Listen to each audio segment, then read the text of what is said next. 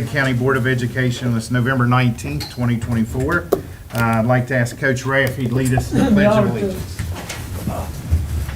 I pledge allegiance to the flag of the United States of America and to the republic for which it stands, one nation, under God, indivisible, with liberty and justice for all. All right, thank you, Coach. Thank you, board members.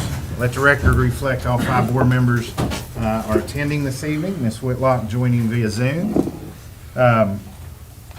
And we'll get right into our recognitions and reports. I'd like to welcome J.R. Davis with WVU Extension, and he has Lauren with him. Invite you guys to come up. Hello. Guys, for those of you that don't know me, my name is J.R. Davis. I'm the WVU Extension Agent for 4-H Youth Development, the Chairman of Fayette County Read Aloud, and the County Contact for Energy Express. And I'm Lauren Weatherford. I'm the Family and Community Development Agent. I cover Fayette and Nicholas, but I also support the Energy Express program and 4-H camp. Well, thank you. So how many of you all are familiar with Energy Express? Show of hands in here? Oh, yeah. Great. So Energy Express is a 6-week summer reading and nutrition program. It's geared towards students entering 1st grade through entering 6th grade. And we typically target lower income students because they tend to be the ones who struggle with homework, learning at home, and food insecurity. Now, by show of hands, who's familiar with the summer slide? The summer slide. That's a term that we use because as educators, we know that every fall term, a significant portion is spent going back over everything the kids forgot during the summer. Unfortunately, we all know some kids that are not taken care of in the summer. So we want to provide hands-on education to our kids are keeping their minds engaged throughout the summer. That way, when the fall term starts, they are on grade level with their peers, confident in their reading skills, and ready to start with a clean slate. So what I'm going to do now is I'm going to pass out to the board members here just some statistics from the Energy Express.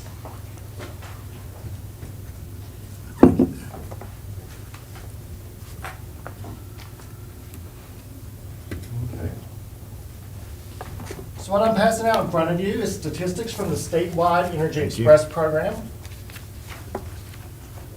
And Amy, will you get one for Ms. Whitlock?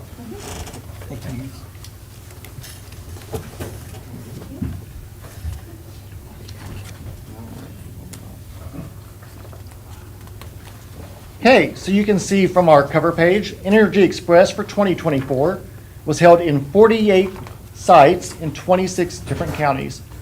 Fortunately, we were 2 of those locations. We have spent a lot of our time rebuilding the Energy Express program here in Fayette County over the past 3 years. We have started brand new partnerships with the Board of Education, and this year we were able to offer our site in Valley and at New River Intermediate. So on the second page of the packet I handed out to you, we're going to start some qualitative data responses that happened from Energy Express statewide. You can see that each question was broken down into 3 themes. So our first question here is, did you notice any other changes in your child as a result of participating in Energy Express? And these are parent responses. These are people at home that know these kids need help throughout the summer. So one I would like to highlight here is she was excited to get up and go every morning. She loves to come home and tell me what she had learned that day. Now for these lower income youth, typically school is not an enjoyable day, especially during summer when they're supposed to be on break. How many kids can say during the summer that they are excited to get up and learn every day? That is one of the things that we provide Energy Express with. We're going to move on to theme 2 here, improved reading and literacy skills. That is where we want to target these kids to make sure that their minds are staying engaged throughout the summer. Second comment down, as a result of Energy Express, A has maintained her literacy over the summer with dyslexia. We not only want to target our lower income youth with this program, we want to target these kids that are struggling in school. We have several mentors that have successful backgrounds with students with IEPs, and we actually had several students at the new River site this past year that had those learning disabilities that were able to have a fun and successful summer. And then I just want to highlight theme 3 real fast. Enhanced social skills and confidence. She is more outgoing with her peers. We all know that some of these kids that are not taken care of in the summer, they may struggle with friendships at school. In Energy Express, we separate these kids into small groups of up to 8, and that really is what they're working with throughout that summer. It's almost like they don't have a choice but to get along with their group. There's only 8 of them. More confidence with their peers, that's what we really like to see with this program. So during 2024, I mentioned that we briefly had 2 locations, one at Valley PK8 and one at New River Intermediate. I was very happy and thrilled that some of our board members were able to visit our sites. I saw Mr. Groom in a few pictures there with some kids. And I was happy to see Miss Whitlock attend our 4-H camp as well. So we're very excited with this partnership with the Board of Ed, and we have plans for next year. Next year, the WVU University grant does have limited funds. So they are most likely only going to allow us to have 1 site next year. Now, for those of you that have been with us over the past 3 years, we have had a probable and standable cause with Valley. I really enjoy the Valley location. We know that they are the ones that have the lower reading scores in the county and typically less community involvement. So next year, we are confident that WVU will grant us a site at the Valley location because it's well established by now. We've been there for 3 years. So if you can flip to your front budget, that's what this is going to look like.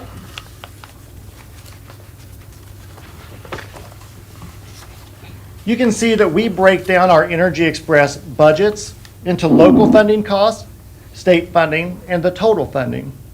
So our local funding cost at the Valley location last year was a total of $14,000. That fund comes from our requisite funds at the Family Resource Network. It's come from the Board of Ed providing transportation, cooks, and custodial services for our kids. And then you'll see that our state funding cost was at $31,000. So in total, to have an Energy Express site, it's costing us right around $45,000 to serve these kids. So next year, we are confident that we will be having a site at Valley. If we would like to expand and have a second site, WVU will most likely not be able to fund that. They are limiting sites to the state at closer to around 20 for the entire state. That's going to be highly detrimental. But with the Board of Education support, we would like to ask you to write a letter for us in support to WVU, stating that we do have a well-established program here in Fayette County and that we hope to continue that. Now, I did not hand out information regarding 4-H camp, but our Fayette County 4-H camp numbers have continuously grown in the 5 years that I've been here. For those that do know me, I came to Fayette County right at the end of 2019. So I was there for that 4-H camp and saw the growth in the numbers we had there, and then the pandemic hit. So we've been well adapting over the year. We've done virtual camp in 2020. That was an experience. 2021, we had day camp. And then 2022, we were back in person at the Fayette County Park. And I'm very happy to say that here in 2024, our numbers are finally back to pre-pandemic numbers. We had about 131 kids and 43 adult staff join us for the week of July 11th. And we are very excited that we will continue to have that partnership with the Fayette County Park in 2025. My hope is to see every bed filled at that camp. Do y'all have any questions for me about what we've done or where we plan on going? Jay, Yeah. that really bothers me that we're only going to have it at one site. The Oak Hill site was really effective. I thought you all did an excellent job, and I really appreciate it, but I talked to you about the possibility of having a site over in Ansted. I'd like very much, to have that happen. And I guess they decided they didn't want to help us with that, so. Well, in an ideal setting, I would love to expand Energy Express to all areas of the county, specifically Ansted, specifically Meadow Bridge. I think those on the outliers of the county definitely need our help, and with more money, that would be possible. If WVU is not able to fund a site, that right there is almost $40,000, which we would have to come up with on our own, on top of what we already provide locally. Probably more like 50. Are there grants available? Does the state have grants to help something like this? So this program has been funded by a very long time through the Benedum Foundation. And we've gone through ups and downs over the years because we've been in place, over 30 years? It's like 35 plus something. Excuse me. And so this has been through, this is not WVU funds itself. These are through grant funds that have supported it. So here's what happened this past year. AmeriCorps, as a national organization, has cut funding. Their budget has been cut. They have cut funding. So what they are able to do, and to be able to support a program like this, which we have in West Virginia, our Energy Express program is the only program that does anything like this with these 8-week hires and so forth. So we are kind of an anomaly. It was contracted a long time ago with AmeriCorps, and when they got big budget cuts, they looked at programs that were not their base, and they said, we're gonna have to cut. So they cut a lot out of our budget, and that's why you're looking at 48 sites last year and potentially 20, and they don't even know for sure that 20 is the final number. So they're telling, we have other counties that have 7 and 8 sites that they can expect 1. We are hoping we will get 1. So that's one reason we wanted that commitment letter. We were devastated when we actually heard this halfway through last year's program, that these kind of cuts might be coming through. And so we talked to the mentors and said, it's possible we might not have both sites next year, but the idea is that this is a rebuilding year. So think of us as a team that just got new players, which is actually true with our leadership in Morgantown. We're very excited with the new leadership in Morgantown. They're doing some really great things. They've asked staff, they've asked parents, they're getting mentor interviews so the program can really continue to grow and improve, things that have never been done before. So what I think, the truth of the matter is, flat out, minus some in-kind contributions, the price tag on a second site for us this year would be $50,000. I tell you the sad part, you see the success that this program has, and our children need this, and it's well known. Yeah. But the higher ups say, oh, we're going to spend the money somewhere else. Yeah, and so we're having to look for places, and AmeriCorps has said flat out, we're not giving it to you. You're just not getting it. Who controls that? The feds. Oh, man. Way out west. I apologize. No, it's fine. It's just, it's a good question. It's just, it's not a local That's a issue. shame. It's a shame. Yeah. JR? Yes. It's important, that letter of support, to at least maintain what we have. Touch base with me, and you and I will Absolutely. do something together to make sure that we give you what's, that letter of commitment, because we want whatever we're going to get, and we'll give matching monies in that issue like we have up to this point. So, Yes. there's no lack of commitment on our part. As you can see, I think we went through a little bit of a tough period. I can remember you having to come here and give us a report at the end of the pandemic, or the beginning of the pandemic. But you've really taken that and worked with Mr. Groom and really have worked with our board in terms of that situation. So I commend you for that. Commend you for even the presentation tonight. So let's get together and do what we can. We are very grateful for the continued support from the Board of Ed that we've had since we are rebuilding this program, and I would love to continue this partnership. And you have been actively engaged with us, JR, and we do appreciate that. Thank you. Good job. Thank you very much, J.R. Lord. Thank you all. And our hope, again, is that more money is found to support the program statewide, and that we can go back to these 48 to 50 sites statewide, and we can look at expanding our sites in Fayette County. So that's always on the table, just maybe not for Are this the year. folks at the higher level above you all, Are they working as hard as you are to try to get monies for these programs? Quite honestly, they really, really Okay. are. Yeah, That's they've good to been, they hear. started funding, I mean, I think they found, by the end of August, they'd found $600,000, but that was for the statewide Must be in program. the so, shoebox somewhere. You know, they were trying to take in every little bit they could Yeah. get to keep it going. 20 is job. more than they said at first. They said 10 to 15 in their very first prediction, so. So a couple other questions before we let you go. Yeah. So are there possibilities that we can restructure the costs?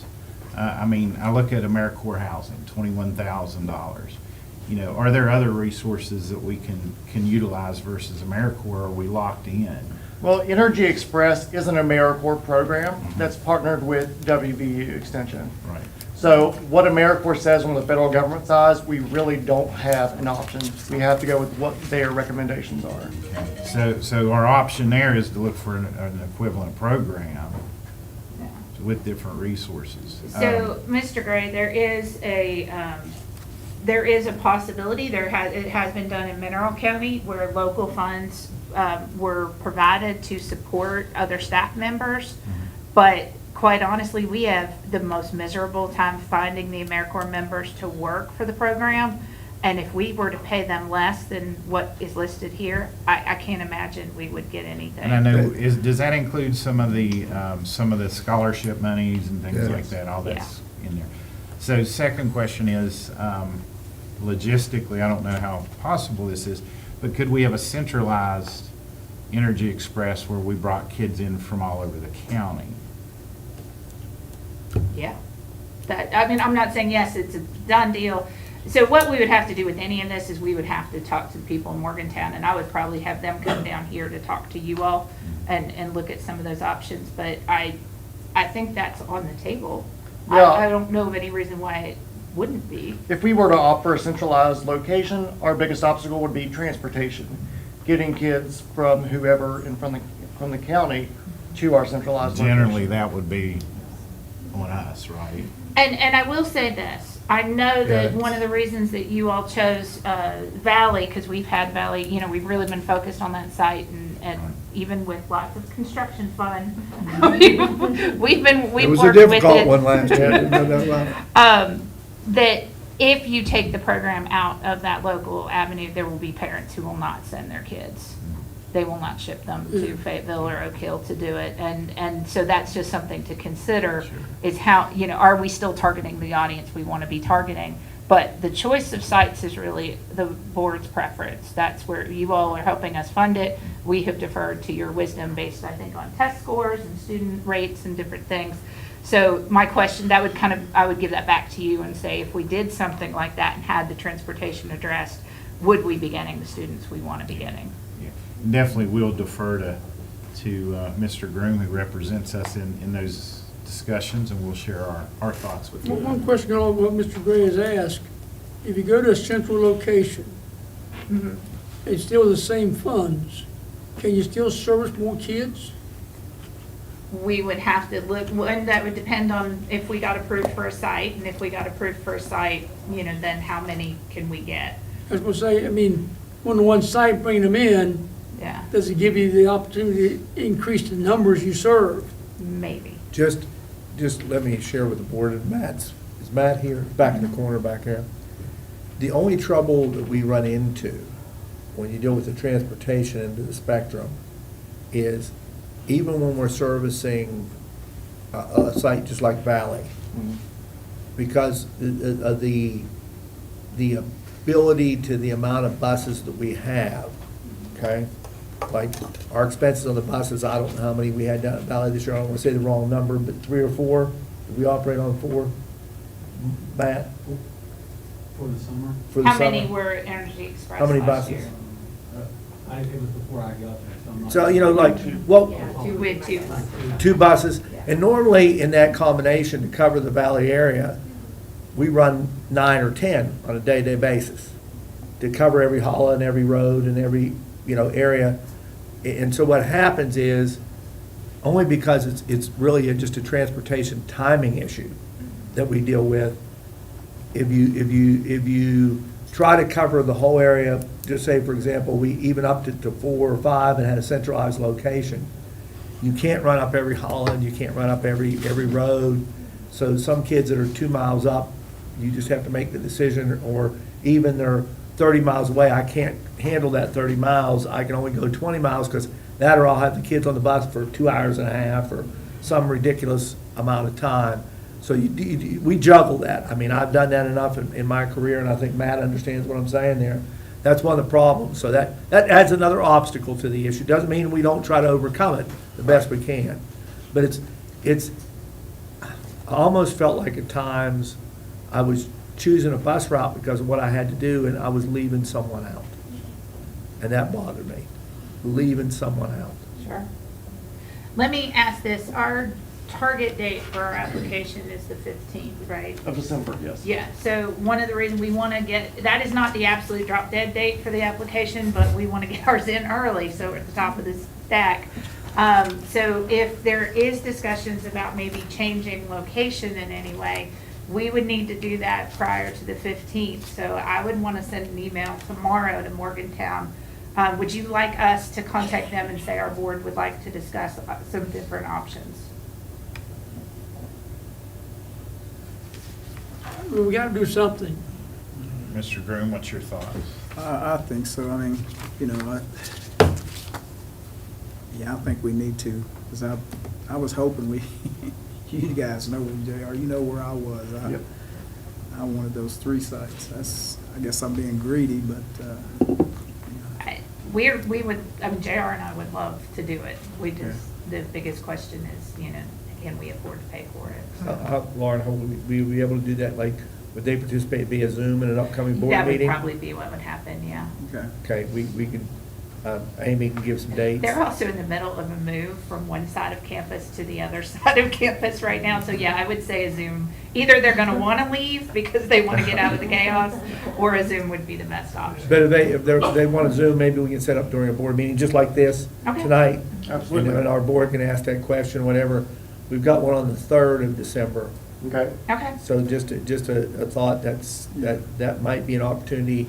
If you can let Amy know that even tomorrow, that they could participate, We that would be will great. contact So we them get on the tomorrow. agenda and we know, that's okay with you, Mr. Gray. It is. I'm just wondering, though, do you need the full board, or is this something that Mr. Groom would be the person? that I you- would say, my guess is that just for a preliminary conversation, you wouldn't need the full board, and then you all could they could be present And for Joby more could, yeah. conversation Yes. after that That'd be initial fine. discussion. All right, Yeah, so if you just want to work with They Mr. can answer Groom. questions, JR and I can't answer. Yeah, as long as Yeah. we have some form of representation from the Bay County Okay. Board of Ed, we'll be fine. That's fine. And then maybe you or one of your staff could join. We could join them, myself or one of the staff members could join to look at the expenses and those kind of things. All right. Okay. Jay, what are you guys doing now? What are we doing now? You're still doing your classroom stuff, or? Yes, I am. Okay. I recently just finished up a 2-week trial at Midland Trail during career readiness. So, yeah, Okay. I'm continuing my schoolwork. All right, appreciate that too. Great job. Yeah, And Laura, and thank I'm you too. focusing the family and community development. The community development's really taken a large part of my job in the area, and one thing that I've been working on is working with the New River Gorge Regional Development Authority and a project. We just got $500,000 from the Appalachian Regional Commission to work on workforce development and looking really at what work historically coal-based positions, Mhm. and then what kind of educational opportunities and training opportunities are needed from elementary school on up for long, sustainable careers that might be in other areas. Okay. So not saying that we're sending coal away, just that what else will be available if that shifts and changes. Thank you all so All right, much. yep, for what thank do. you. Appreciate it. Thanks, Jay. John? Thank you. Thank y'all. All right, great conversation, important issue, and program for us. So next, I'd like to invite Ms. Callison up, and it looks like you have some guests. We come prepared. Yes, this is the first time we've brought youth with us. I don't know why we haven't done it before. But just very briefly, my name is Diane Collison. I am the executive director of the Fayette County Family Resource Network. Through that role, we partner closely with the Fayette Prevention Coalition. We serve as their fiscal agent. And Teen Court was birthed out of the coalition. It was right when I started and had nothing to do. So I became the Teen Court coordinator. I've been in that role for the past 4 years. And we come every year to the Board of Education and we talk about our data. So what we did the last school year. But we know that Teen Court is about teens. And without our youth volunteers, we wouldn't even have a program. So I think everyone has an infographic, but I actually have 5 of my brightest and my best kids to present. I have other kids in Teen Court. I have staff. I have board members here. We've got a whole picture of our program. So they're going to run through the infographic with you. And if you have questions and concerns, I'm here. Judge Ewing is also here. He presides over our program at the judicial level. So, children, would you like to come up here, please? They're also going to introduce themselves. I'll let them do it.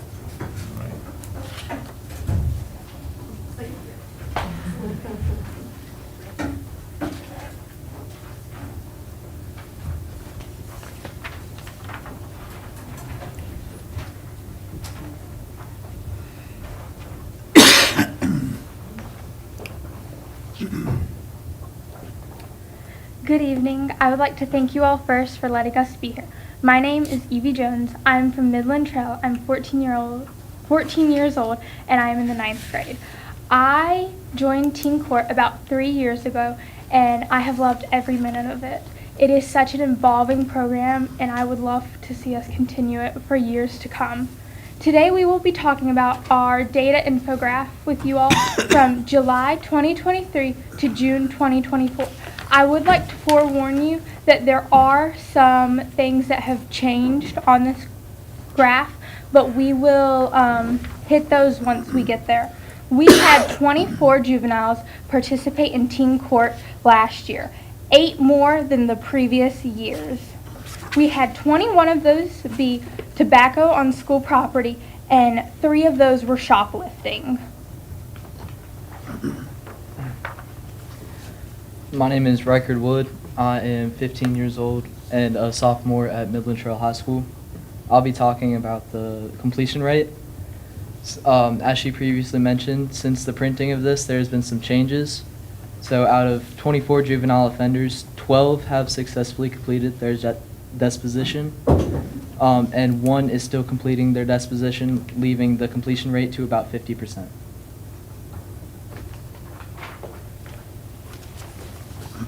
Hello, I'm Jalen Surface. I'm 18 years old, and I'm a senior at Oak Hill High School. One of my favorite things about Teen Court is the opportunities not only you gain inside of the courtroom, but as well as out. Today I'll be talking to you about our referral versus hearing data. So not all referrals go to Teen Court, and here's a few reasons why. Either the juvenile declined, they were removed by the review committee based on previous discipline history, or they had already successfully completed Teen Court in a previous school year. In total, Teen Court has received 44 referrals, 1 from Midland Trail Middle School, 1 from Midland Trail High School, 1 from Oak Hill Middle School, 29 from Oak Hill High School, 8 from Meadow Bridge Regional School, 4 from the school probation officer, 0 of those were from Valley PK8, and 0 were from Fayetteville PK8s. 24 of those referrals actually went to hearings, so 18 of those from Oak Hill High School, 3 from Meadow Bridge Regional School, and 3 from the school probation officer. And then as you can see in the white completed section of the bar graph, those are just our completers.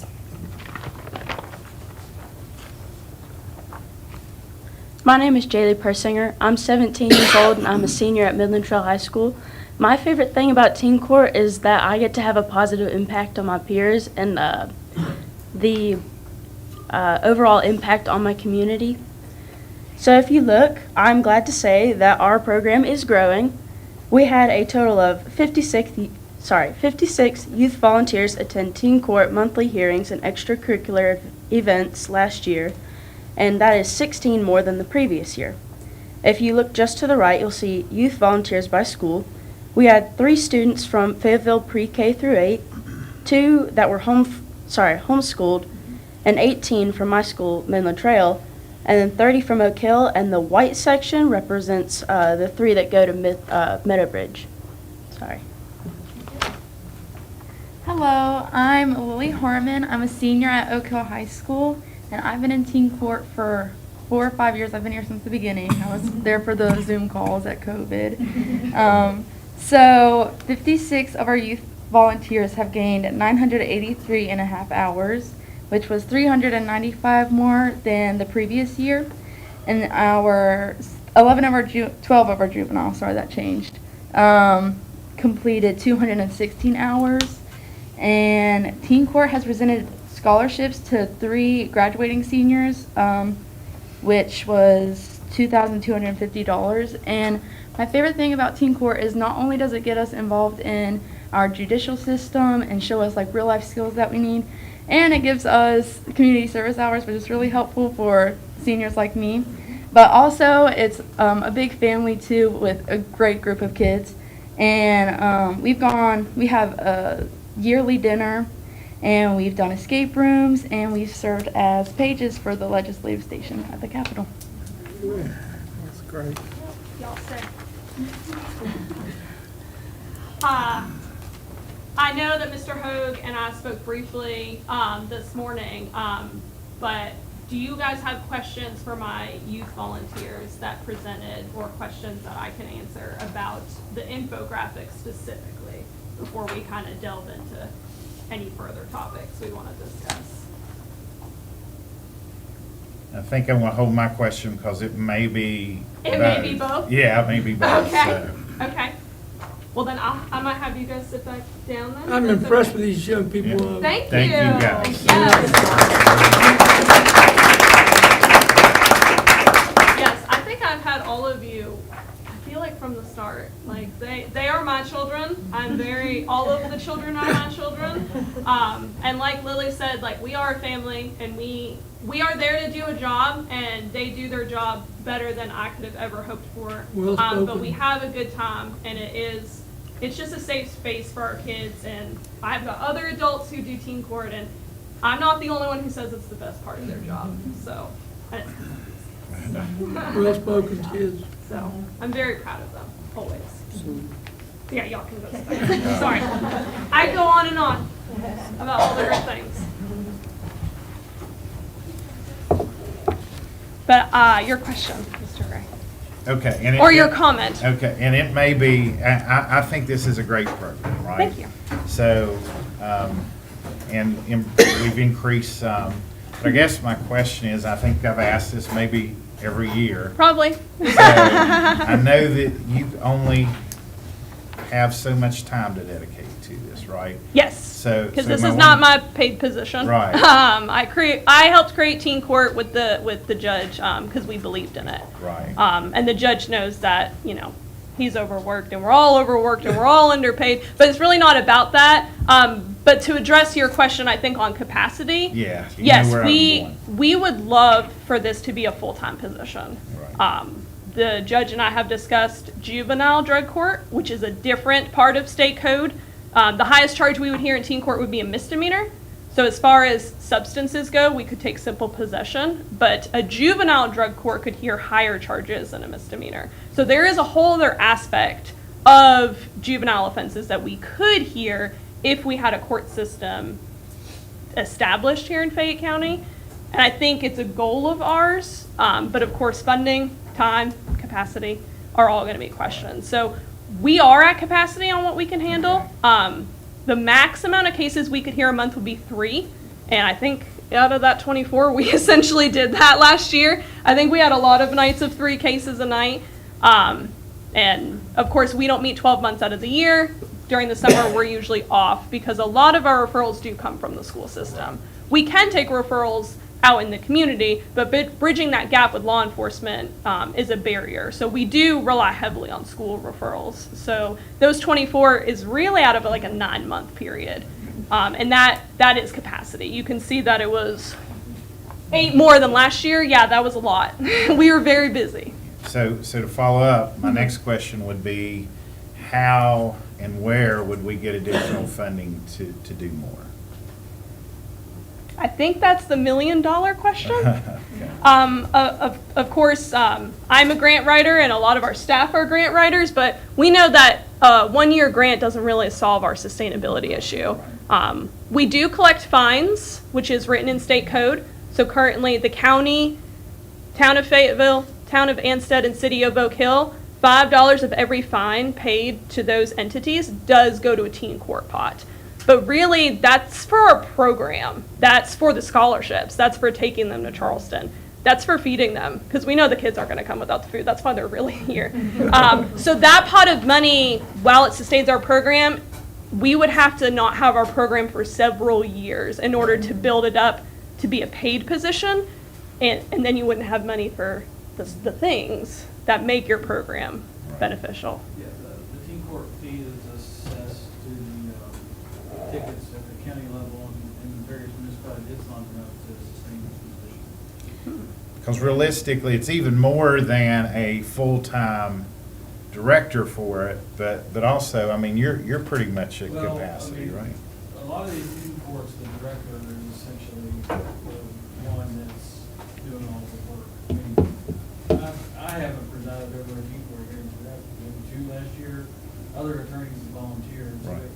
So that requirement for a judge is a lot more flexible than normal Right. proceedings. So everybody but the coordinator would essentially have to be volunteer under that framework. So like the school-based probation officer comes from a grant from the Department of Education, and then the school board matches some funding. There, to my knowledge, there's not any Supreme Court program or Department of Education program that subsidizes or facilitates the hiring of a teen court coordinator.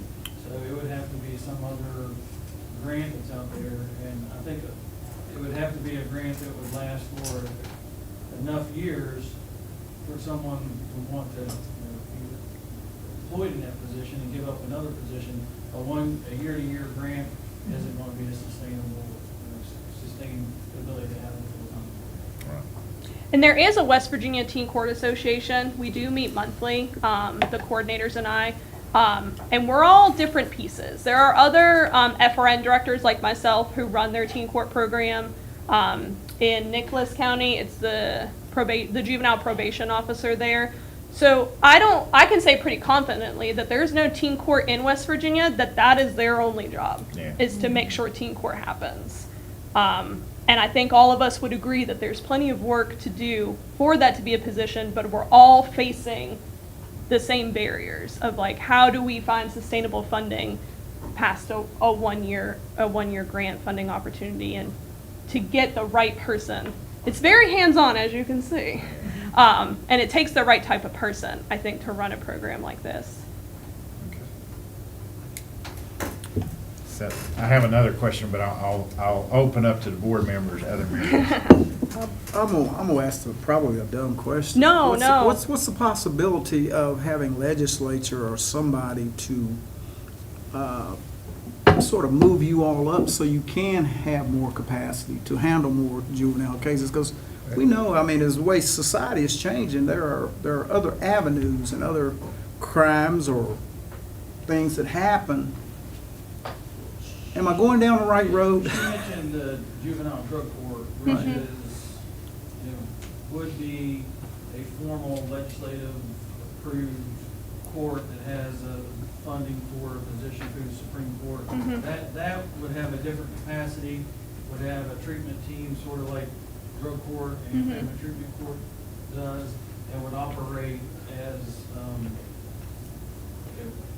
in connection with the juvenile delinquency docket, as opposed to being something that's a diversion. Teen court is 100% a diversion. So it's trying to keep them from that, getting into that actual formal juvenile proceeding. The legislature, I mean, teen court is a legislative created program. It's just there's no money that comes in the governor's budget that's allotted towards teen court. Yeah, our code is about a page and a half Would it be possible to move them to that area? Is that possible? I think if the legislature said they wanted to see coordinators, hire probation, whether they want to do it from a probation officer side or do it through the Supreme Court, when they have the ability to probably, structure something like that. So I would imagine there has to be a connection that we see if we don't have these diversion programs into other issues arising down the road for these youth. So the massive amounts of opioid monies that the states receive, can we tap into that, or is there a way to do that? So the state, so there's different pots of money as far as the opioid settlement goes. There's the state money, which is with the First Foundation. The First Foundation did put out grant opportunities, which the Family Resource Network did apply for, but it was that 1-year timeline. Yeah. Also, their target areas for this first round, the one that we applied for was youth prevention. We are preventing our volunteers, but as far as our juvenile offenders go, we're in early intervention. We're dealing with juveniles who are already exhibiting risky behaviors. So it's teetering on that prevention realm as far as the target areas they have announced. I think there's going to be more statewide opioid funding available, hopefully on a longer time frame too, because we're tired of the 1-year time frames. Like, people want community change after 1 year with kind of small dollars, which is kind of why we're all overworked and underpaid. But I think there would be an avenue for that, but who knows statewide. And then there's county-wide funding as well, where they got their first installment, our county commission did, and they are supportive of the ICE Collaborative, which is out of the health department. They did fund the surveys that are done in the school. We just started year 6, so we are very grateful that the county commission is putting opioid dollars towards prevention. It's just not in the realm of, as far as the teen court program or capacity yet. We did receive through lawsuits, we did receive some opioid monies. Yes. Through lawsuits, and I think we worked with the coalition to ask the coalition as to what do they think is the appropriate way for us to spend that money that we received from the suits, because we line itemed it not to be, it comes directly to the county, but we line item to be used directly for prevention and those type of activities. We also had a Juul. That's what I'm saying, we had Joel settlements, all that. Yeah. It was all done There's where kinda different. we made sure that was line item, Paul can tell you, we line itemed that so that it wasn't left just in an open category. It was, so it could be targeted for that purpose. I'm gonna open the elephant in the room for a minute. Please, Mr. Hoag. Okay? Because I don't think we should leave tonight without recognizing I would agree. the difficulty that we had. I think we have some referral problems where the referrals are down. Yes, And that's so- the elephant in the room. I think I was made aware of it last Friday afternoon.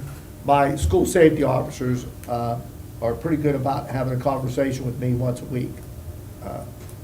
Sometimes several times a week. Usually every day, one of them is on the phone with me. But I have a pretty heart-to-heart about any problems that have occurred that week. They usually give me even a written report. When they've been out in schools that they've seen, this isn't being done properly or concerned with this or whatever, they're really good about updating Mr. Payton, myself, and Mr. Harper. Am I correct, gentlemen? And they opened that elephant in the room issue with me last Friday, late in the afternoon on Friday. I think they talked to you too, Judge. Am I correct when I say that? Yeah, I talked To Mike? Sheriff. And so we talked again today. I think they did get a referral or two this week because they're working with the principals, or at least one that's flowing. I They have work- 2 currently. Two. Yes. They were working with the One principals, is- and I've kind of given them that task today to make sure they're working with those principals to point out ways that we can make sure that those referrals flow. They're out in our schools working with principals every day, try to work with kids that are struggling, because we know those are sometimes, if that student, we don't get them necessary help, those are potential problems for us in the future. But that student may become that shooter or something else, because we watch it on the news on a day-to-day basis how that breeds and where it comes from. So even today, I was in a school all day today, and one of them was there with me, because they were working on that issue. That's why I called Diane, because before tonight, when he brought the elephant, let's recognize the elephant, let's see what we can do to clean it up. I think some had to do with communication. I talked to Diane today about that. So what I've asked them to do is work with those principals to make sure that we're getting the referrals in a fashion that discipline's okay to occur at the school level. The one caveat that we're gonna need maybe some help with, Diane, in terms of my looking at it, is as they work with them, and I'll talk to both of them tomorrow, as they work with our principals, we gotta get the caveat that we still may need to discipline that student. But we need that caveat, how can we force them, not force them. Yep. How can we suggest, I have to correct my language. Teen here. court is always a choice. Choice, yeah. Yes, Thank you. always. Always a choice. Incentivize it enough that they decide that teen court is, I don't want to say forced, but incentivize it enough. It's the better option for them in the long run. Thank you, Diane. Yes. For correcting my that. I was a principal like 24 years. I still lose perspective. Force is like, ooh. But to incentivize it enough that they make that choice, that's teen court. So they may need some assistance with that. You know, a thought on a topic, where they're at, so they can get some thoughts back and forth. I know I talked with Mike today concerning the legal aspects of what we can do versus what they can choose. They can choose this legal aspect. You know, one of the things we do with the tobacco is, and I think there's a question mark about that because it's about usage versus possession. I was clear. Yeah. Diane clarified that. Oh, yeah. That's why. Two issues with that, so. I'm not going to discuss those publicly right No. I will. Well, My board members are here, they can fire me. yeah, we'll work with you on that issue, is what I'm saying. Okay, yes, 'cause that's My gonna issue be a is big barrier. incentivizing it, you know, if we have a fine or some other consequence that would cause them to say, hey, I'd rather choose teen court than deal with that consequence. I think that's something that I will work with, because their direct liaisons are out there in the school. I think also Ms. Klein had indicated Rhonda Chukut works with our Project Aware. We can get her involved with us to raise that. She texted me that because she was listening closely to look at what options we have there. Okay. The other thing is, believe it or not, this might be good or bad, might be truthful or not. I'm giving anecdotal data. I'm not giving factual data that I've run. I think that we've watched vaping referrals decrease a little bit. Okay. I don't mean like dramatically decrease, but decrease to the point that I think I've dealt more with what I would consider threat issues this fall in terms of disciplinary issues. Our student population seems to spend a little bit more time in making threat issues. But our students can really answer that question better than I can. I'm giving you anecdotal based on what I'm seeing. Because when things come to my office, when it was really exploding, it's worse. They may see it differently. I'm not trying to challenge that. But that may be part of I'm the not problem. challenging you, Mr. Hope. No. I don't know. I'm asking from the student standpoint. I think what I'm feeling like is those numbers have gone down a little bit with the vaping, which was an issue we dealt with. Let's find some other ways to incentivize some other issues within that format. From my perspective, I think it's just also important just to remember like the breadth of the types of issues that can be referred to teen court. It's not just necessarily, vaping is really what's been the main referral. I think year one, 100% of our cases, year one, were vaping. And, you know, some of that is obviously from the school system side, there's a limited amount of, what would deem to be criminal conduct that would be an offense that would be becoming a referral. One of our issues, I think, with teen court is engaging the law enforcement community to understand it's a resource where they can refer, or the municipalities can refer things, I mean, such as speeding tickets, underage consumption, different things that are going on out here. So part of it, I think, is on our part of communicating the referral process, communicating the whole concept of diversion, because school-based probation officer and truancy diversion, I mean, there's a broader diversion program that's designed to try to get cases dealt with on a diversion level before it gets to an actual juvenile offense, so that we can deal with some of these issues before they become bigger issues that ultimately become an an actual juvenile case that's going to result in potential for out-of-home placement or some kind of actual incarceration. So that, I think that's part of it, just that there's a bigger process involved that I don't think, I've taken my responsibility, done a good enough job to explain and get out there because it's not getting utilized even close to it. So But that goes back, I think, again to capacity. Like Right. if we had every law enforcement agency, even every school referring, we would start turning students yeah, away. and that's my concern is if we increase referrals. It's a give and take. Right, Yeah. and a school, let's say, one of our larger schools, I didn't see Oak Hill Middle listed, right? And all of a sudden, they have 50 referrals, and we can only take 3 of them.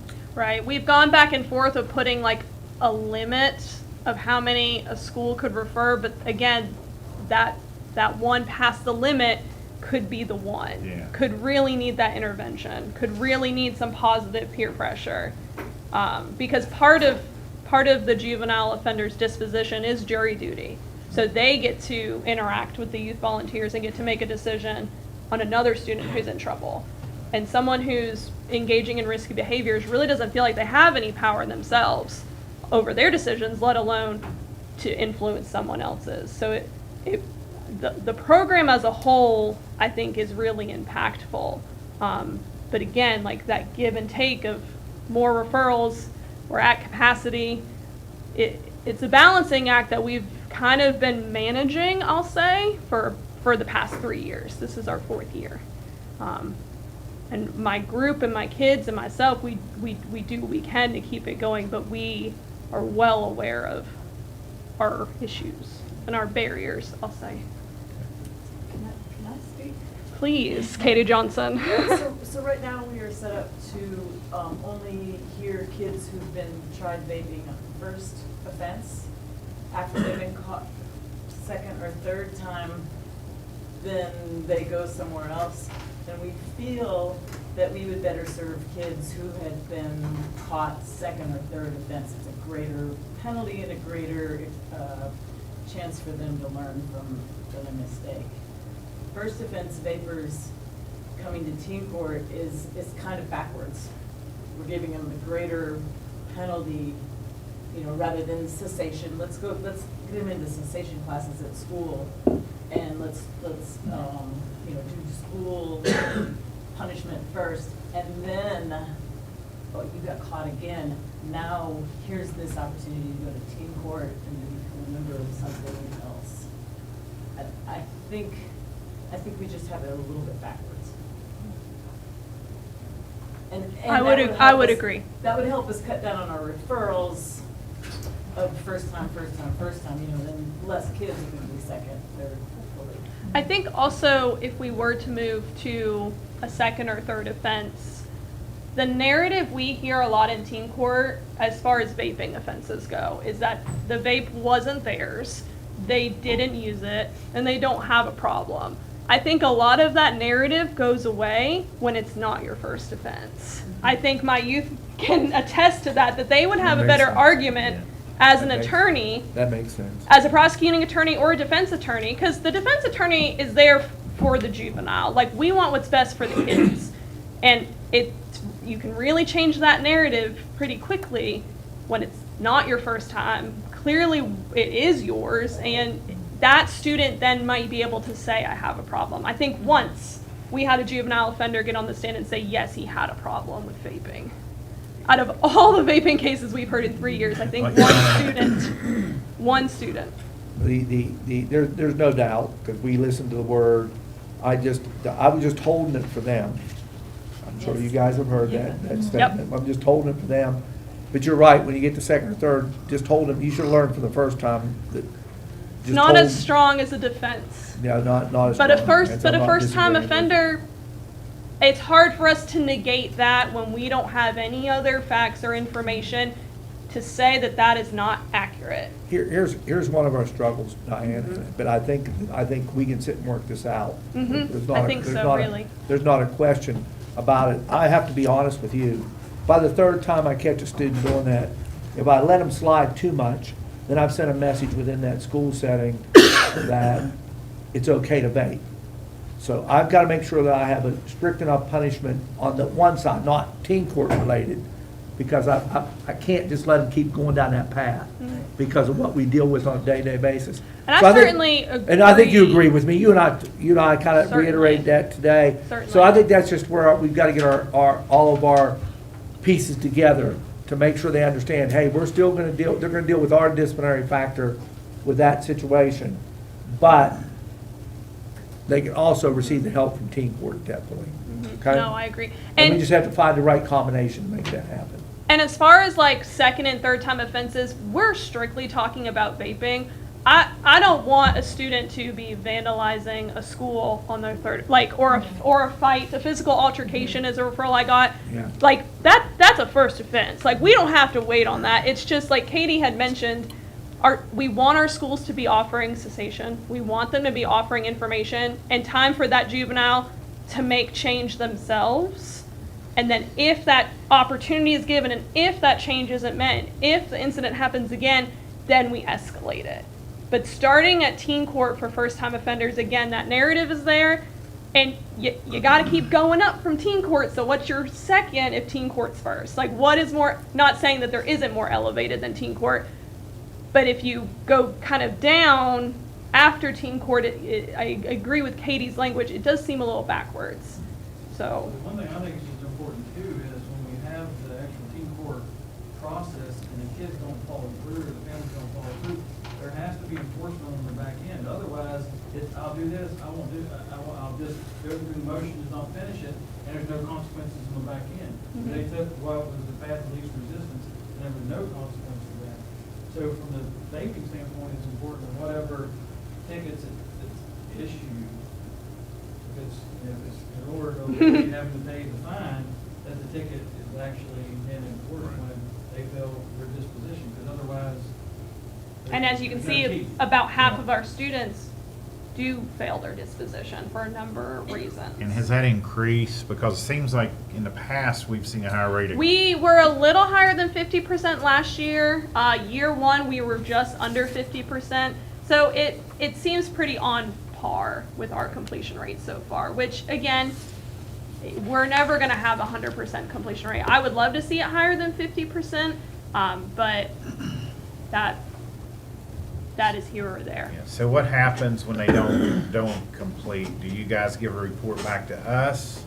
I go to the referral source. So whoever referred that student to teen court in the beginning, when they go to a hearing, they get their disposition, they get their due date, and then if it's not done by then, I go back to the referral source and I notify them, and I have a form that the juvenile gets and that the referral source gets that says, you know, Katie Johnson was supposed to do X, Y, and Z by this date. She did X but not Y and Z, or she didn't do anything, and I sign off on it. And it's really out of my hands as someone who's not in law enforcement. I have to really push that traditional consequence and make sure someone else does it. And other than notifying, I don't have the authority to ensure that that ticket is then issued. I just notify. Right, so the notification comes back to us. Goes to whoever referred it. Right, Yep. the referral, which if it came from the school system, then probably the ticket would be generated by our pro officers, right? So how do Yes. we get the information back to the pro officers? I know the referring party should take it back to the pro officer to Right. then issue a ticket. So how are we closing that loop? Right. And we ran into a few situations where the ticket was processed by magistrate court, information sent to the DMV, the license was suspended or whatever, so they didn't pay the fine, they didn't show up. And then we got the team court report, we're like, okay, now I gotta go through and do some things, write some orders in order to get the DMV to back off and reverse all that, so we can get it back to where it can be diverted as opposed to actually having the consequences for failing to pay the ticket. I mean, 'cause that's the other thing, if they don't pay the ticket, then they get into magistrate court and they have consequences that actually go to their driver's license. Right. There's been a few instances where a teen court referral is accompanied with the ticket. So like, here's the ticket that wasn't submitted to magistrate. but here's all the information, like, should they not finish? And I think that's happened maybe 2 or 3 times over the past 3 years. And I want to say all those times they finished, so that ticket just stayed in their file.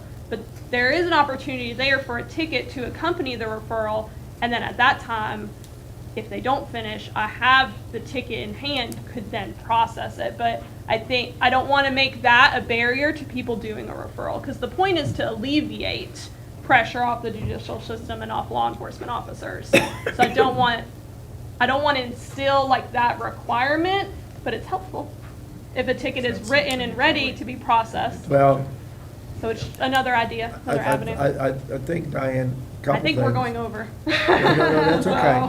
So- I don't, you know, we talked about the problem, Mhm. and there's no reason that we can't be open about the problem, because I think I did that, so I'll take responsibility for that, okay? That I don't want to sit here. I think I'm gonna ask my staff, that maybe we can make arrangements in the upcoming principals meeting, just have Diane just meet with the secondary principals as a whole. I think that is an issue, to meet with the secondary principals as a whole, to discuss that, the referral process, the follow-up to the referral process, the ticket issue. You know, those are the things I'm listening to today that I think will help us to shore up what we're capable to be able to do in the school system, and even some ideas concerning that issue. I think, you know, we worked hard last year to build some consistency in disciplinary work. I know we had a matrix that we did that we shared with the principals. I know Anna and Ms. Dooley were really, Dawn, we're back there, we're really active with that, and we cleaned up a lot, so there was no, what our major concern was, sometimes as they came before the board, really the last 2 years, we wanted to make sure it was consistent. We saw the same thing in every place. Yes. We did not arbitrarily decide that this is more serious one place and not as serious another place. To I make sure agree. we interpreted the 4336 and the policies the way they were supposed to be interpreted. So now it's just a matter of cleaning up the idea of how do we deal with teen court referrals, where we're at, you know, and I'll even invite, because our principals have gotten to the point, which is good news. You know, our idea of putting safety officers in the school was a good situation. I agree. Now, at first, everybody wasn't sure exactly what we were going to do with those safety officers and didn't understand. They become pretty actively engaged in relationships with students and helping students to understand what they should and shouldn't do. Even going into It's another some- positive adult in the school Yeah, system. another I really don't positive think there's adult law. I mean, anything. they're pretty active. When I've been out Yeah. in schools, they're really active. And that's pleased me. You know, we're not paying somebody to do anything but be really active. They made their jobs, and I do appreciate those two gentlemen making their jobs, but they could be involved even in this meeting to make sure that they're helping that principal to understand that movement. And I think, I can speak for Mr. Fridley, I can't speak for the other one because I don't know him personally, but I think he would be open, as he did this morning, to say he Both. can help bridge that gap. And Between us the and Mike and Mike principals. show would be very open to be of assistance in that Yeah. issue. There's no doubt about it. Yeah. So that's, along with our principals, along with us, making sure that we get that together, I think that's a positive thing. Okay? Board members, any other questions or comments? Please. Love to have them. I have one. Sure. To the students. Yes. How many of you going into law enforcement after this is over? Lawyers, possible, potential lawyers? Okay. Maybe. We did, year one, we had a young gentleman who won one of our scholarships. He is now interning at a law office in Roanoke. So he's probably in, his 3rd year of college maybe or so. So I know that he wants to pursue law, and then another one of our scholarship winners last year, she wants to pursue some type of law as well. The judge says if he had this when he was younger, he wouldn't have been a judge. So maybe we're having the opposite effect. But He's doing a good job. we have fun and have a good time nonetheless, even if they don't want to be lawyers. I laugh So, sometimes. yeah.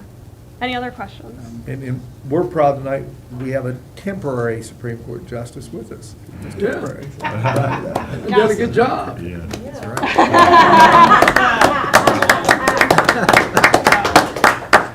All right, Well, thank we won't you. take any more of your time. I appreciate it, and y'all know where to find me. Could we get a picture of the kids with board members? Oh, yeah. Put them behind the board members, would that be okay? That'd be great, yeah. Diane. Okay, Jeff. Thanks, Joe, Jerry. Yep. Bob, you have your camera? Thank you all. Thank you all. You guys are doing a great job. Great job. Y'all make us look good now. Great job. Doing a great job, guys. Everybody up here.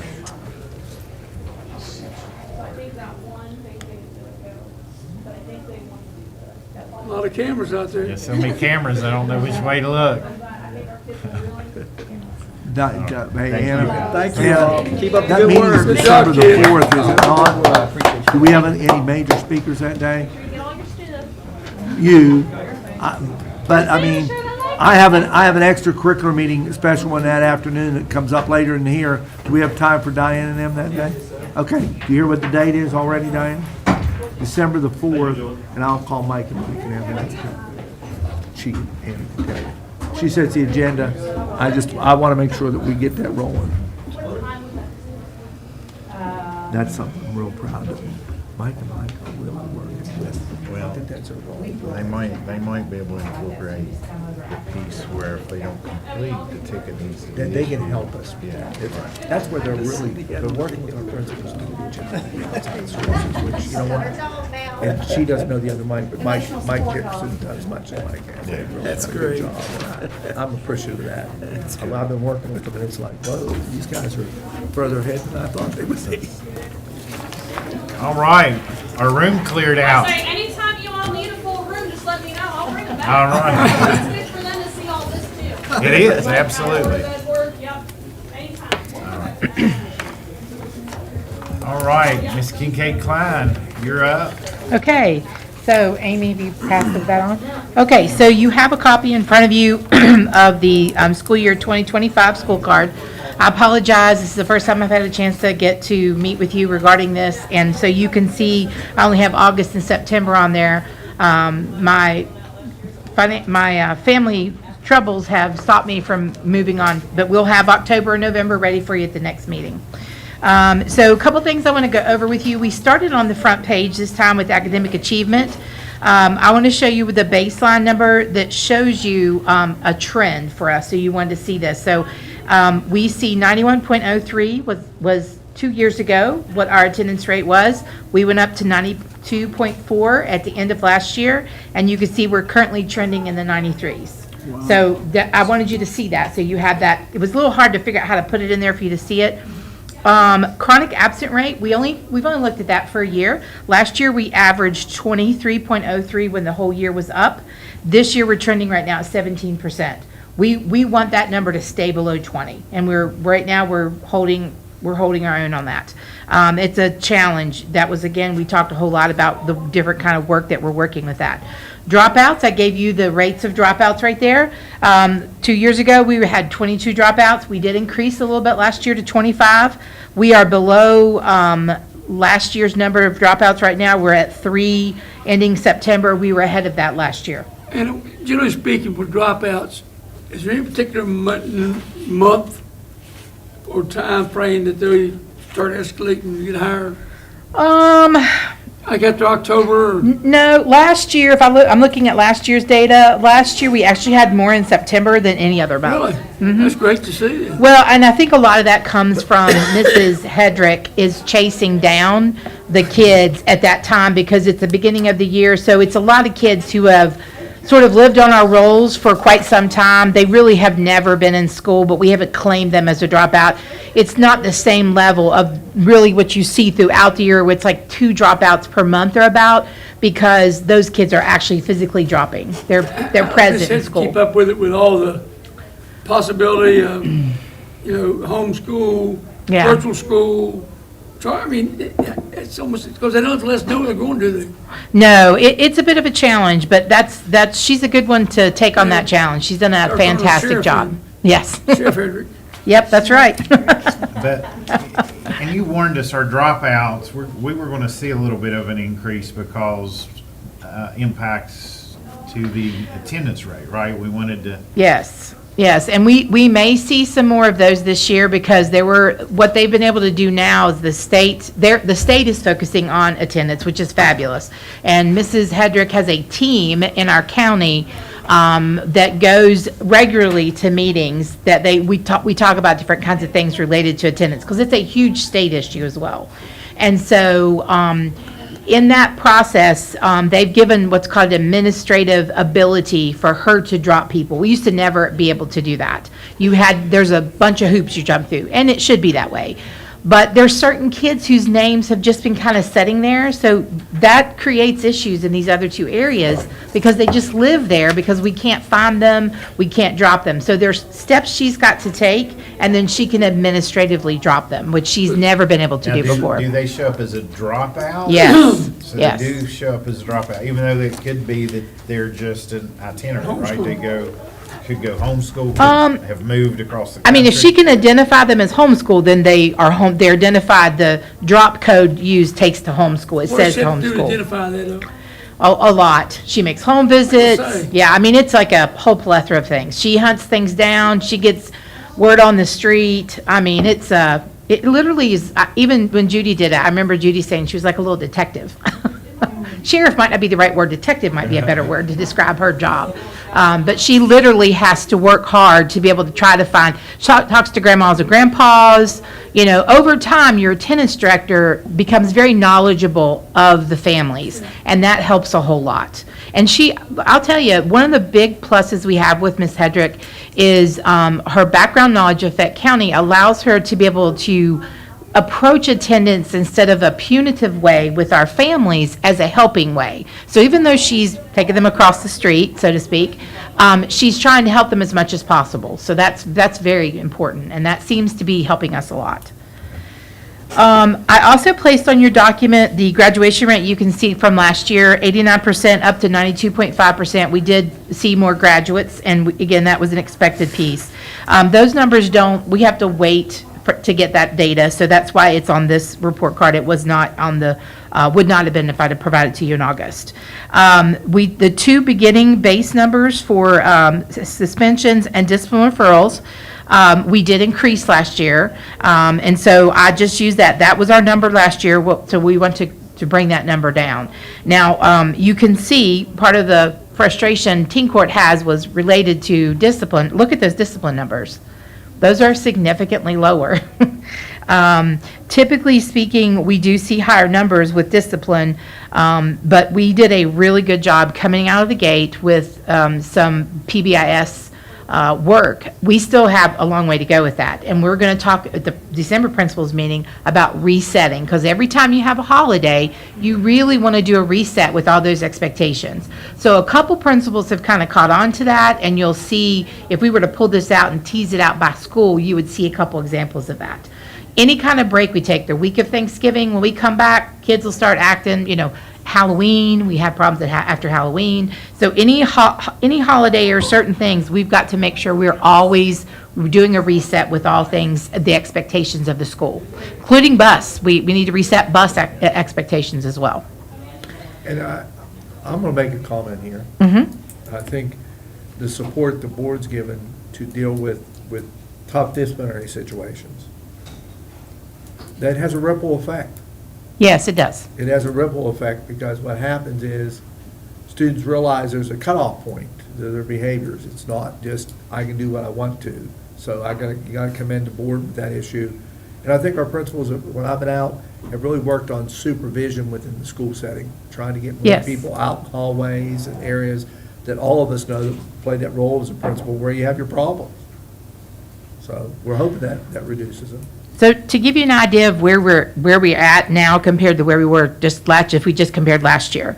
Last year for suspensions at the end of September, the numbers you had last year was 200 referrals, 200 out-of-school suspensions. You're sitting at 145 right now. So that tells you where those 2 months, the work we did. For your discipline referrals, which means any, teachers make those referrals, principals make a decision about suspension, so that can be, addressed by a principal. You had 700, you're at over 700 referrals, and you're at 624 right now. So both of those two numbers are lower than what they were. And the telltale sign is going to be when I give you October numbers, how we did in October, because October is always our biggest month. Yeah, that's, like I've explained to you before, everybody's tired. We've told all these kids how to act, and now they start acting like fools, and everybody gets tired of it. And from discipline meetings that we've had, we had some, so I don't know if the October numbers are higher. I don't have that information in front of me. So we'll see how we did compared to last year. I do have the wrong numbers there. I think the GSA numbers I didn't actually edit on this document because that's really something Ms. Dooley presents to you. So I'll have to fix those because those are not our rolled up numbers. So I'll fix that at the next meeting. I will say that we did see a decline in Promise Scholars, 51 Promise Scholars last year, 38, or 51 2 years ago, 38 last year. So that's a big decline. The other thing that we wanted to do, and I had a lot better evidence. Can I ask you a question on Yes, the sir. Promise? Is this the year that they use the new system to calculate? They let them take what score from one test they took and later on take another, and we still had 38? I think this year, the Promise Scholars, I think this is our last year of the edits that they did for all things okay. COVID. I think this is the last year of that. I mean, I have to double check on that for you. I'm fairly certain I'm correct on that. But let me double check and I'll get back with you on that. Underneath dual credit enrollment, the FIT enrollment, and AP enrollment. This year, this was a whole lot easier because WEVIS is a little bit more stable for us. So I will let you know, kind of give you an idea of how we look from last year. Our dual credit enrollment, Meadowbridge Regional High School, has moved up from 2 students to 12. So they have made a better attempt at that. We're holding about the same at Midland Trail. We had 40 the year before. We're at 46 now. And Oak Hill High School actually went down 104 down to 75. And I'm not 100% sure the process and why that is, but they took a dip in dual credit. FIT enrollment is maintaining at Meadowbridge Regional. They had 27. This year it's 26. Same thing at Midland Trail, 111 up a little bit to 118. And then Oak Hill High School had a decline, 328 down to 296. So that kind of gives you an idea about the enrollment of FIT. And I feel a little bit better, I feel confident about the numbers that you see for FIT for this year. Last year's numbers, I will say, it was a challenge to get WEVIS sometimes to work with us. So I always hesitate to guarantee you that last year's numbers were as accurate as I'd like them to be. AP enrollment has definitely declined at Meadowbridge Regional. They went from 18 to 3. Midland Trail High School has declined 55 down to 43. And then Oak Hill High School went slightly up from 73 to 75. So pretty consistent AP enrollment at Oak Hill High School. So that's what we have for that. And then I think I gave you guys last year some information, and I just added to the bottom here. Our intra-county transfers were 151 students. We had 25 from out of county and 8 that went to other counties that reported it and turned their paperwork in, which we require. Not every county does.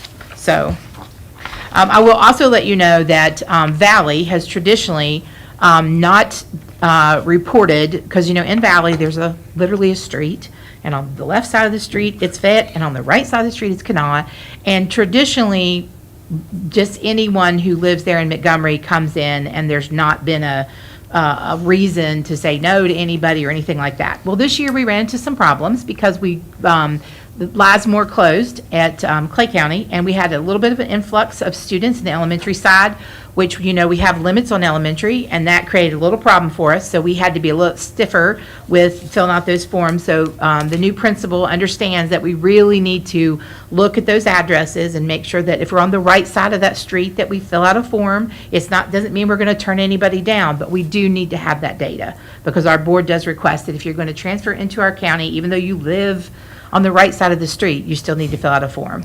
So the two ends of the county are probably where we have our biggest challenges. We don't see as many forms filled out at Meadowbridge or at Valley. Those are the two sides. And in the past, honestly, it was just because they were afraid we would say no. You know that there's not a lot of reasons to say no. We've only denied one student. The student we denied was, I think, this year, and the state, they filed an appeal to the state, and the state upheld it. It was a discipline-related issue. So, we generally are very open with our borders, as are other counties, but we do ask that if they have discipline issues, they take care of that discipline at their county, as you guys do, and we've been pretty consistent with that, based on your guidance. Because I would imagine with what we get out of Summers County, that our out-of-county number is not quite where it needs to be. I would agree with you. Yeah, you're probably. And again, remember, that's a regional school, and at Valley, where we share, once they leave the 8th grade and they have the option to either go to Midland Trail, Oak Hill, or Riverside, that's the same thing. We don't really, it's not like some counties, it was a big deal. Like, I don't want to take somebody from that part of it. That's not what we do. We're one of the successful counties that have had regional schools that have actually functioned and worked. That's a challenge in some counties. Some counties don't get along with their neighboring borders. We don't seem to have that issue, so. I would dare say that all of our high schools are regional schools. I would totally agree with you on that. I would totally agree with you. It will take a little while because, that's another question that I think you guys have asked, and certainly the state's asked us at times, what is the reason for them transferring? Well, we've trained them. Everybody's trained. You don't write sports. We write bullying. We write things that weren't always 100% true. Now they can transfer for those reasons. And we had one or two this year that wrote sports, but we've never had that in the past. And a lot of them is because, obviously, in Summers County, it's a lot closer for a lot of those kids to come to Meadowbridge. Same thing in Kanawha. It's not a huge drive for Kanawha, but still, why would they do that when they literally, like, the person next door is going to a school that's right there, so. So with the AP enrollment, for instance, like Meadowbridge and Midland Trail had significant drops in the AP enrollment. Do we have a feel for what would be driving that? Yes, WVU. WVU refuses to accept a passage of a passing grade in all things AP. You have to take their entrance exam, and it decides what happens. So we've had kids, Mr. Christ, who had the highest score you can make is a 5 on the AP exam. We had a kid who took AP exam and took like 4 or 5 AP exams, made a 5 on 4 of the 5, and the other one he made a 4 on, and they made him take the entrance exam to chemistry with our chemistry teacher at Oak Hill, who is one of the only people in the nation who 100% of her kids passed. So that would be why. Well, so that's county. That'd be statewide then. If WVU, that's correct. WVU is just not accepting that. Wow. And you almost look, it's almost an equal flip that went into dual credit, increased and the AP decreased. It's pretty close. And we also have had a little bit of problem with dual credit. I'm going to tell you, we've had a couple professors that have kind of we've had some issues there. We had a professor, I want to say it was last year, that was, I can't remember which school it was, that like wasn't coming to work, and we had some problems with that professor. That really gave us an issue. I mean, just like us, they have trouble finding people to work. And so unfortunately that has hit a couple of these. I think some of these enrollments, I think a couple of parents got a little bit upset. The other thing is if you pass the AP exam, then you don't have to you're not supposed to have to take a certain amount of credit. So you ideally could gain not like 3 classes. You could if you were really great at some class, doing on AP, you could get that many. But you can pay a very minimal amount of money through the dual credit program, and your kid can take care of a lot of classes. So it's like $75 basically for those parents for each one of those classes. It's a bargain. It's a very good bargain. So we've gone back and forth on that. We've never, to be real honest, we've never had a lot of very successful. We have a very small number of students who do really well in that AP exam, which is very concerning that WVU doesn't take it. It's a national exam. We don't write it. WVU, like Fayette County doesn't write it. West Virginia doesn't write it. It's a national norm test, just like the SAT. Has it always been that way? It's been that way for a long time. I didn't know that. You know, you said, Yes, yep. on the dual credit classes, are the kids that take that, are they, you think, in the same quality of the education in that particular class, say, English, from that professor, if they waited till they got into the regular college setting? No, I'm going to WVU, I wait till I get to WVU, take all those classes. Yes. But generally speaking, you know, in our county, we only have probably a small number, like 1 or 2 teachers who are actively teaching those courses. Or our teachers. That are our teachers. Okay. Yes, Most most, college professors, what he's talking. they do both. We have, if you have a master's degree in that area, then our teachers can teach that if they Okay. so chose. And we do have that in a couple places, but the majority of those classes that we take generally are our teachers facilitating, and they're actually taking that from a college professor. Online. A little bit of both. I mean, yeah, an online piece like Zoom, like you know how you can Zoom, they Zoom in with them. So going back to our regional school concept. Yeah. And Joby may have some insight on this, but with East Bank's announced closure, do you Yes. think we'll pick up some kids? Yes, I absolutely do. Not only that, we're still hearing, there's even, Clay is still making some cuts and changes. I mean, we're getting a lot of, there are parents contacting Valley right now about what they're going to do for next year. Oh, I anticipate, well, we added a 5th grade. We added a section, we had to, and that strictly came from Lasmore. Yes, I absolutely believe you're going to have to probably add teachers at Valley in the future. I will be surprised. See, you're at capacity. We've got, you know, there are grade levels that we're, you know, doing the best we can with what we've got, but we expect to see more. December the 2nd, our new assistant principal will start from East Bank. That's right. And Mike Stone and I Street. talked to Chastity today. Of course, we also have a teacher that's starting that day too. Mike. Mike. So both of them are starting. Both come with good reputations, which pleases us. But I've also, Chastity and I were talking today when I was there working with her, and she's going to sit down with John that day and begin to work on what other teachers they have available. Because one of our struggles has been staffing at Valley. And we talked about particularly special ed. We're looking at math. We're looking at a couple other areas that we feel like we need in that segment from East Bank. So maybe we can grab some of those teachers and bring them across, because there is interest already. They have already expressed, there's some teachers who have expressed interest in coming to us. So that's a positive thing. I've had a half a dozen She's parents. muted now. Yeah. We were working in the area, and half a dozen parents came to talk to me. They asked for transfer forms, so I Yep. called Valley, and they were kind enough to Think of give something me. to eat, I guess. I took Miss a Whitlock, I think, So for Miss nothing, Whitlock, Tylenol. Miss Whitlock. and ate 'em in She the- can't hear you. You'll have to click the button and mute her again. I can't mute her. 5:30. Bob, can I? Right mute up there where her? it says blue, where it says mute. You're right there. Click right there. There you go.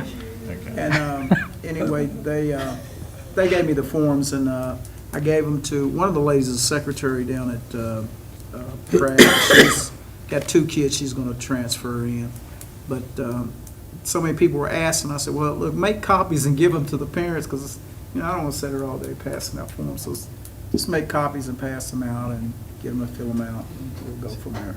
So where are we in capacity-wise at Valley? How many students could we take in? And Well- I know that's hard to, because every grade level is going to be different, but just from an overall seating. Well, from that particular school, that's a middle school. So what you have at that middle school, what we have right now at the middle school, our biggest challenge is we have enough sections in place of core teachers, math, English, science, social studies. Depending on how many more kids you add, and you know, again, except for certain grade levels, you can, I mean, we can place more kids in those classes, but we obviously don't want to put 55 kids in a classroom. The problem's going to be, you don't have space in specials, and we're struggling right now with that as it is. She's like squeaking by 25-10 at best at this point. Is something Mr. Hogan and I've had a couple discussions about. I mean, The problem at Valley is going to be that we've got to rearrange the way we're doing the schedule. So, and the principal's new, so we're going to work with her. That's what we're doing in December. We're actually doing a scheduling piece in December with our principals. And the veteran principals are going to work with her on scheduling, and we're going to obviously work with her too. But we have her slated to work directly with the PK8 principal, who has, you know, some experience with that. But she's got smaller numbers of middle school students. So I would say, a lot of people will say they're going to come. That doesn't mean they will. So I would say we could take several before we would need to add. And then we would have to take a look at rearranging it to be like 7 and 8, and then hire what we would call a PK6er to do 5s and 6s. Because otherwise you have to hire 4 people. Because you teach, that those people are certified to teach just those subjects. So if I'm a PK6 person, then I'm only teaching, I can teach more things.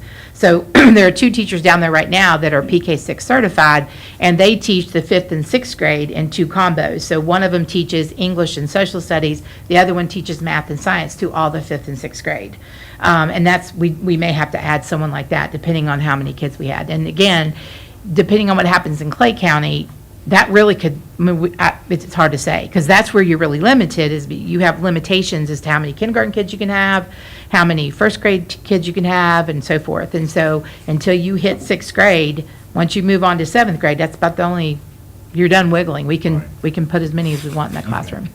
Okay, thank you. You're welcome.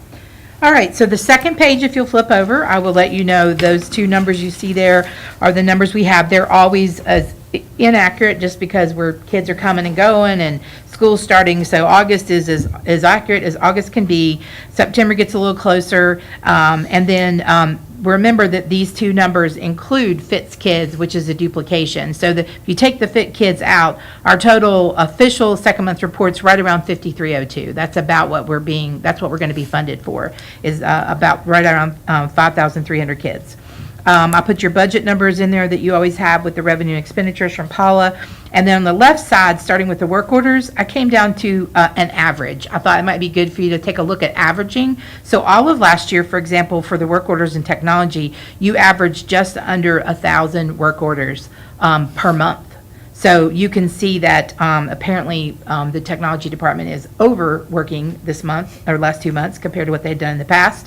The operations department's the same thing. The average was 327, so they're at 444 and 412. So I'm giving you an average per month that you can see on the left side with the specialist as well, and then an average of the actual vacancies in professional and services listed there to kind of give you something to judge it by, I feel like. And then your postings that she places, that we have 45 averaging, we averaged 45 postings, so we're right about the same as what we normally are. And we averaged 10.3, but she's at 9 and 6, so that you look a little better with service to get started. And then your absences are listed there. Last year when I glanced over, I will let you know this, when we started in August last year, we had 4.12% professional. We moved up to 5.48 professional in August, so we went up. Our service last year was 8, it's 8 this year, so we're right on track with those. In September last year, we were at 9%, we're at 9% for professionals, we were at 13 for service, and we're only at 9. So we're doing better in service absences, but our professional absences have increased at that point. So that just kind of gives you an idea. So what you see on the other side is just the averages per month from last year, to give you an idea how we're doing. Is there any other information you want me to provide you? It's good stuff. Okay. Can't hear us.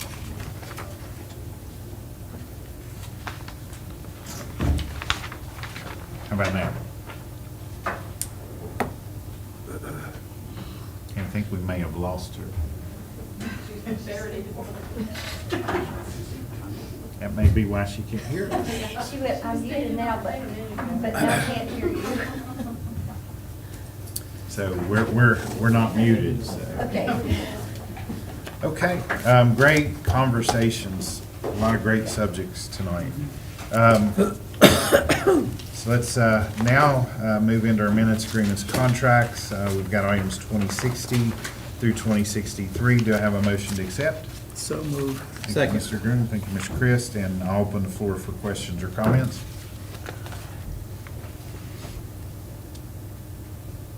I know the dual credit policy is just exactly like we talked about earlier. Yes.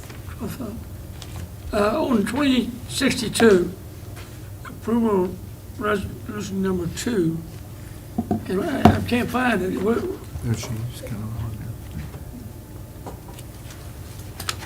it supposed to be, am I missing something? No, the resolution that he's talking about is not copied into it as an Oh, you attachment. didn't do that? No, I didn't do it in the first Okay. one, so I didn't do the second one. Okay, Yeah. well, basically what we're doing is we're asking, you're just giving me permission to go to FEMA and the state and ask for money to pay our bills for the construction Gotcha. project.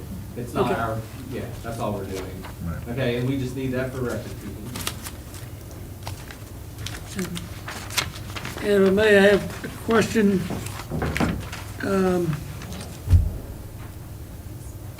About the purchase of the bus.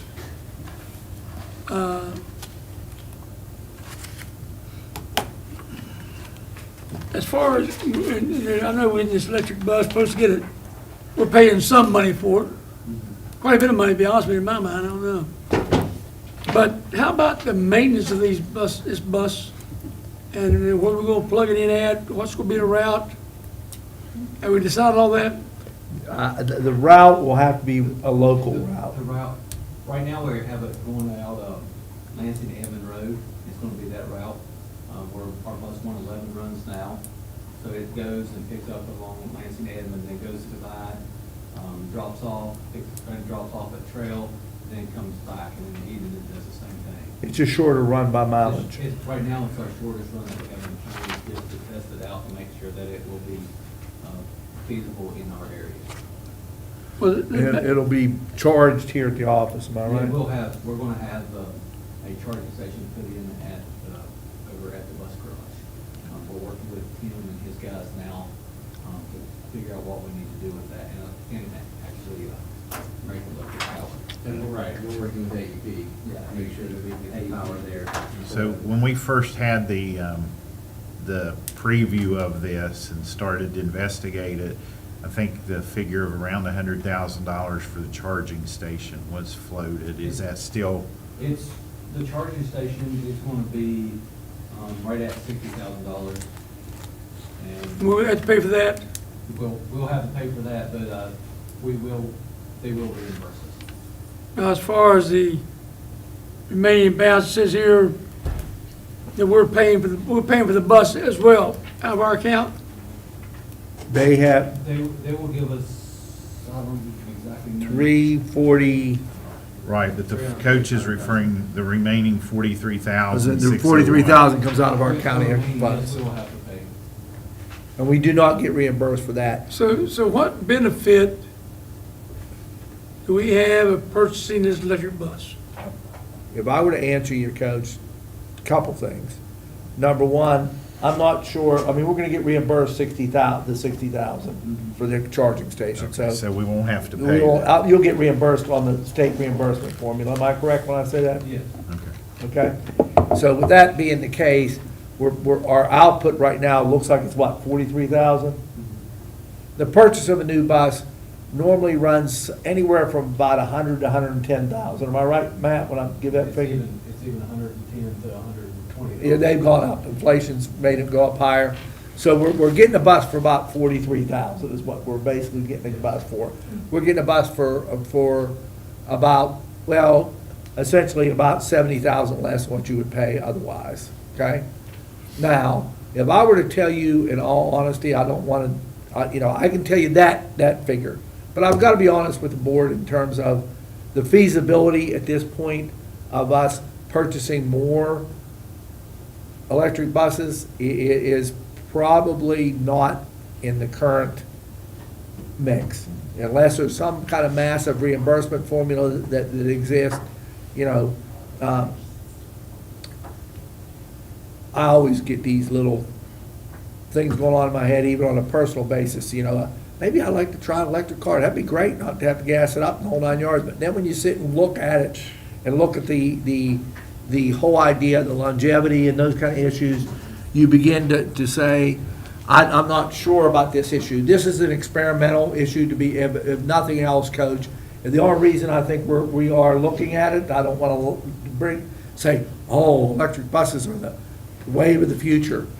to be very honest with you, I think at the current time, it's an experimental opportunity to look at and see how well they would do, what they would do. My concern is we've got to be cautious of that issue, not to go too far off the deep end with the issue. Because the fact is, I have no idea, and for me to answer that question, I know what it's in a car, because, the car predictions are, if you got a hybrid, you're gonna run about $3,000 to $5,000 to replace hybrid batteries. That's a hybrid. If you got a full electric car, it's upwards of $20,000, $25,000 even in the car.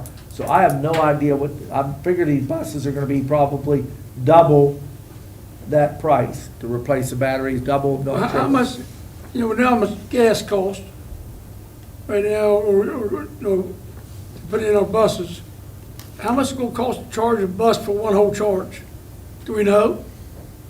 No, we don't know that. I can't even find it online when you look at how much it costs to charge up a car. I can't find it. Here's what they do, on a car, they base it on kilowatt hours. The charge per kilowatt hour, and that varies based on what time you charge that car, because they charge less if you charge it at nighttime versus if you charge during the daytime. It's a very complex formula, because Coach, I've looked at it. My wife tells me to stop looking at it, and I'm not gonna plug in my electric car, and she doesn't give me the word, okay? So, to be very honest with you, Coach, you're asking a question, if I were to be overly critical, right now, I'm not gonna say it's the wave of the future at all. Okay. I think we're experimenting Mr. with it by saying President, anything. can we ask Matt, whether it be a month, 2 months, whatever, 3 months, to bring us an evaluation of cost and how we're operating and what kind of problem we may have had or didn't have, but give us an update in a few months, couple months. If we vote to approve this, so when will we get delivery of the bus? It would be second semester, so. So it's gonna be a while before we get it. Yeah, so. and it's gonna be. 2026, yeah, it will be a 2026 bus. Yeah.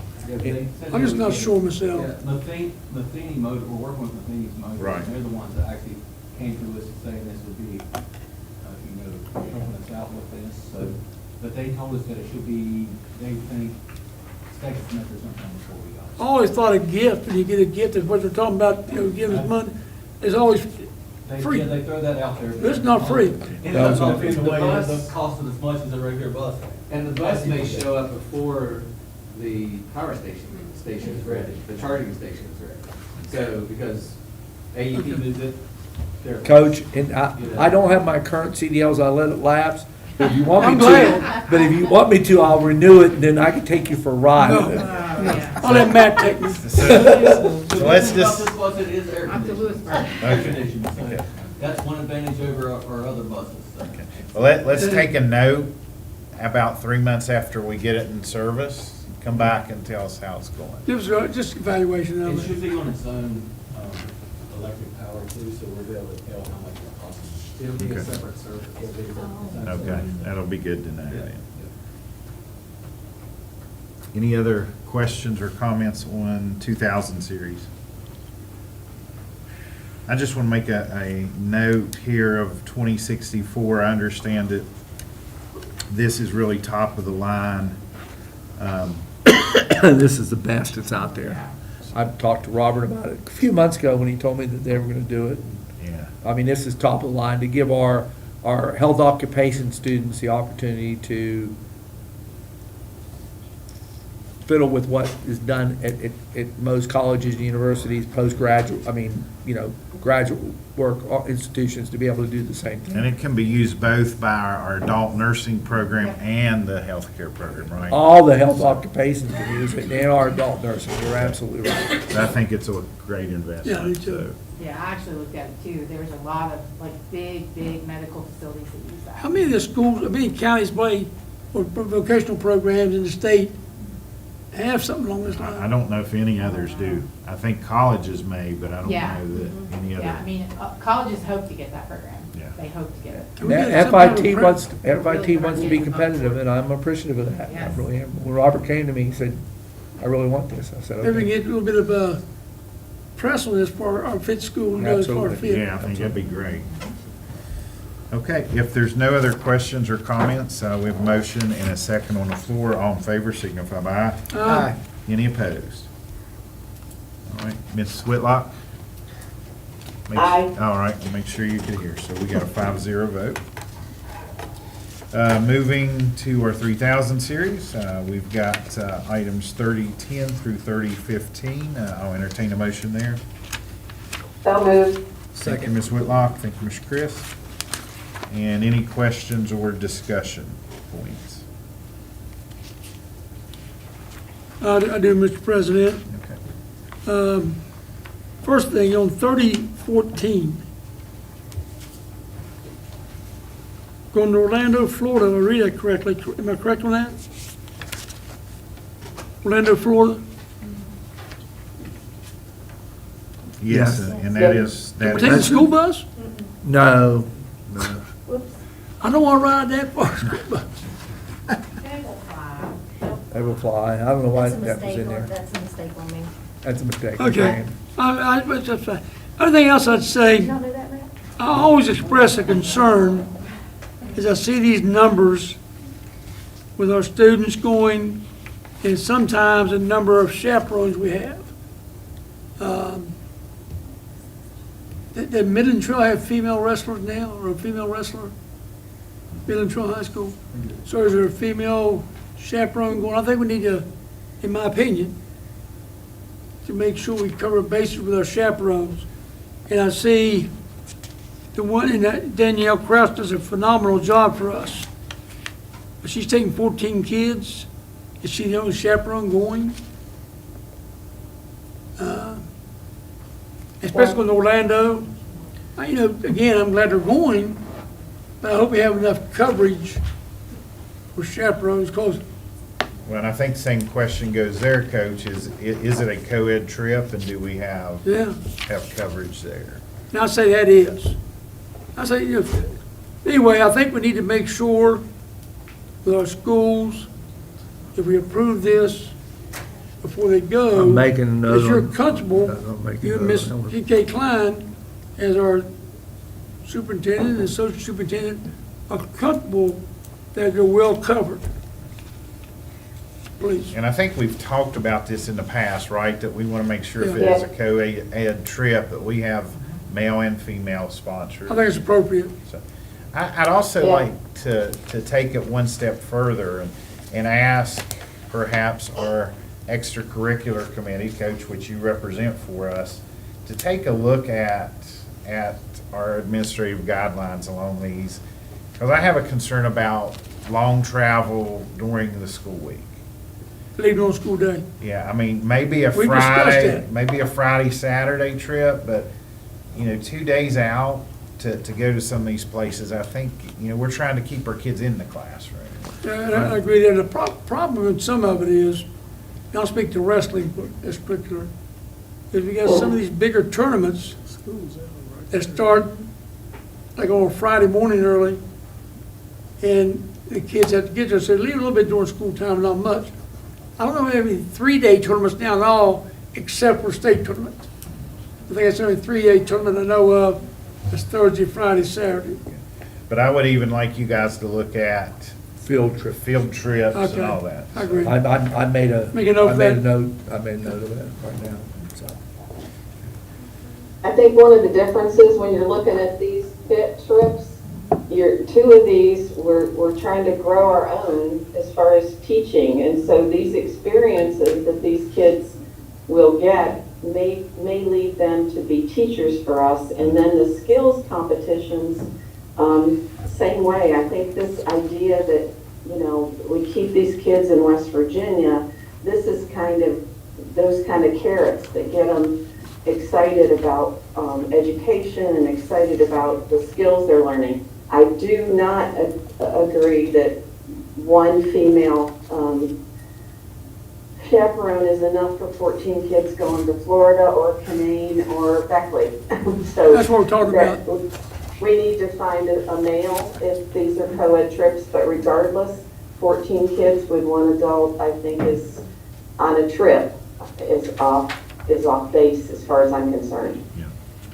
Yep, thank you, Ms. Whitlock. And that's an approximate number to let you know, that he's given you approximate numbers, those are gonna be winners. So we might have 2. Right. Right, right. But But still, it's male, female, we still got a issue we're concerned about. yeah, we don't know without, there's no Yeah. females going further. He just No, giving you a right. broad idea, yes. Yeah. And you know, again, Well- oh, go ahead, Ms. Whitlock. I'm sorry, it's hard for me to get in there.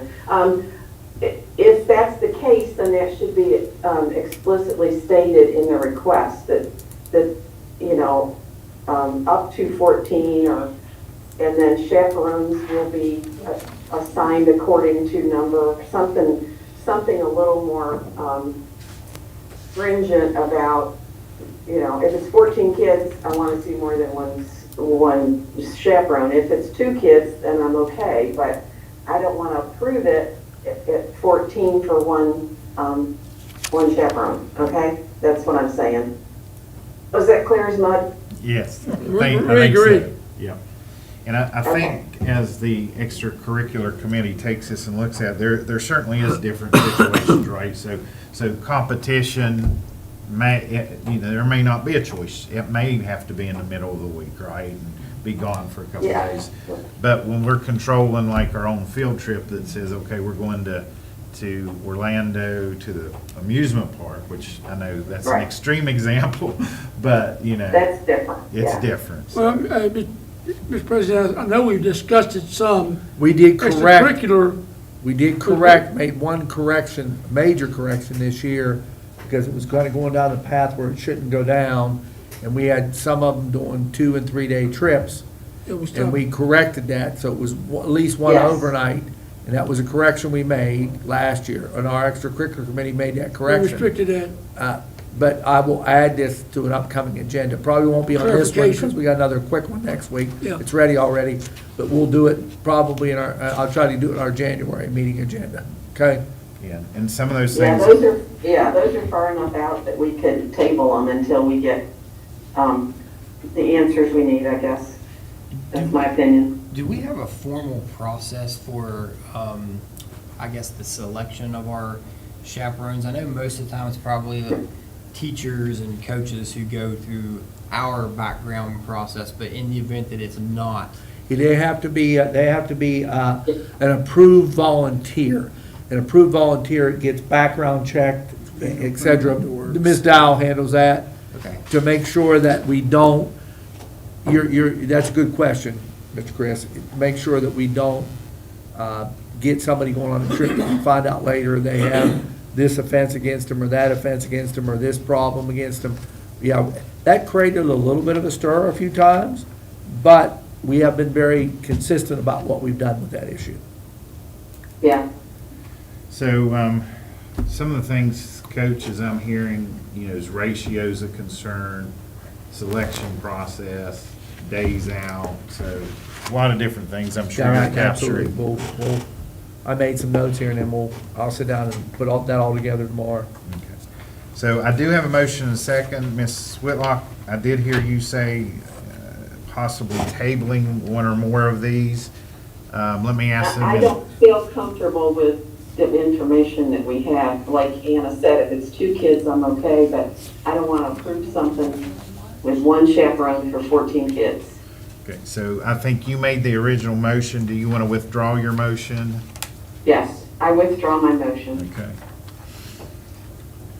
So let me ask the administration, is there a jeopardy to delaying approval on these? I think most of these Closest are one's out. I looked at every one of them, we're okay. Yeah, closest one's January. And you do have a chaperone, I mean, you have in policy chaperones, you have a ratio. I'm trying to find it, but I can't, it's not. It's formatted. 15 Always to need to 1. list it, what we need to do. Yeah. 15 to 1 is Yeah, a normal ratio that we have on a field trip ratio. And that's for It's upper but grade levels, overnight- it's like 5 to 1 at the lower grade Is levels. the same for overnight, though? I mean, I don't recall it, it's not, there's not 2 different ones, I think it's just a I think we number. need to make sure, like And I think- Cindy's saying. Yeah, I think you also, like you said, if there's a male and female, I mean, we knew to do that, but that would be something we could change in the policy as well. Like, the first one coming up that we have to deal with, I think, is just January. this January wrestling trip. What I think we have to make sure of at that point, that's a Singway State Challenge Tournament. We have to make sure that they have a male and female chaperone. They have a female chaperone on that trip. I think that's the key element with that. Am I correct when I make that statement on that one? Correct. And so we could, if we can clarify that, we can bring that back to you in an upcoming meeting without, We can do December 3rd. right, we can do it December 3rd even. Yeah, we can, if we can get an answer on that one tomorrow, we can do it December 3rd. Okay? So do I have a motion to table these? So moved. Coach Ray makes a motion to table. Do I have a second? Second. Okay, and all in favor of tabling these? Aye. Any opposed? Okay, so we will table these and let you That's bring them fine. back to us with little additional. We might bring them back in With segments. clarification. Yeah. We might bring them back in segments, I think. We could bring one back, you know. We have another one, I'm waiting on the letter from Oak Hill for, we need to follow up on that one. Did they send the letter yet? So we need to clarify with them, make sure they don't have any females going, and they have, we'll do that tomorrow, okay? So, Amy, you have that we rescinded the initial motion. We have a new motion to table and 5-0 count on that. Okay. Good discussion. Nothing says we're not going to approve. We just want a little more. Understand. More detail. Okay, moving into finance, our 4,000 series, we just got one item, that's accounts payable. It's a pretty big item, $3 million worth. Paula, any comments there? Okay. Do I have a motion to accept? So moved. Thank you, Mr. Second. Groom. Thank you, Mr. Chris. Any questions for Paula? Hearing none, all in favor signify by aye. Aye. Any opposed? All right. I didn't hear, Ms. Whitlock, were you able to hear that motion? Yes, To I'm in approve. favor. Thank you very much for asking. Okay. 5-0. All right, now we're into the busy part of the agenda as always. Personnel, items 5139, gosh, going all the way to 5150. So do I have a motion for that? So moved. Thank you, Coach. Second. Thank you, Mr. Groom. And I'll open the floor up for questions. Just want to go and comment, Tammy Burns, is that the one we just hired a while back at Oak Hill High School? Yes, we did. We're losing her? That's right. I understand she's a good one. Won't vote yes, I just tease her. The- Hate to lose her then. Their trouble was finding housing. They couldn't buy a home. Yeah, I'll be quiet. Just tell me to shut up. That was why we lost them. And does that mean that I don't see Andy on here yet? We'll stick it out right now, so hopefully we can retain him for the remainder of the year, or they'll still revisit housing here. Okay. When that housing will be solved in our county, whether start building some housing, I mean, we just, shame, it's a shame. All right, any other questions? Looks like we brought some substitutes in. So that's encouraging, I guess. We hope now they'll take some of the opportunities, right? Absolutely. Okay, so we have motions and a second. All in favor signify by aye. Aye. Any opposed? All right, no opposed. Motion carries. All right, points of personal privilege. We'll start, Coach Ray, with you this evening. That'd be fine, thank you, sir. We did have an extracurricular committee meeting, and we're gonna have another one in just a few days to update some stuff. Mr. Hogan, anything I may leave out, please jump in. One thing we did, guidelines and controls for our facilities. You know, we've done a lot of work, when I say we, the staff, the board approved and so forth, to upgrade our outdoor facilities. And also our, I guess I can call them gymnasiums, I don't get in trouble with at our schools. We've upgraded there, and we've asked our principals and their representative or athletic director, whoever they have on task, to make sure they're controlling what goes on there. Not just open it up and have people running everywhere. And it seemed like where I've been a few times, they're doing a better job of keeping their areas secure. During this time of year, as we get close to the basketball, gymnasiums be used a great deal. But we want our schools, and Mr. Hogue has spoke to them quite a bit about making sure they are keeping it organized and controlling who's using the facilities. By the way, at Midland Trail and at Oak Hill, they've completed, pretty much completed work. Am I correct, Mr. Payton? Yes, we're still waiting on the resolution for the track at the Right, trail. Midland Trail. And I know you weren't that's, satisfied there. Yeah, we're getting closer to something that I'm a little happier with, so, but it's probably gonna be spring now because of the weather change before they're able to Fix it. apply that fix to the track up there. Okay.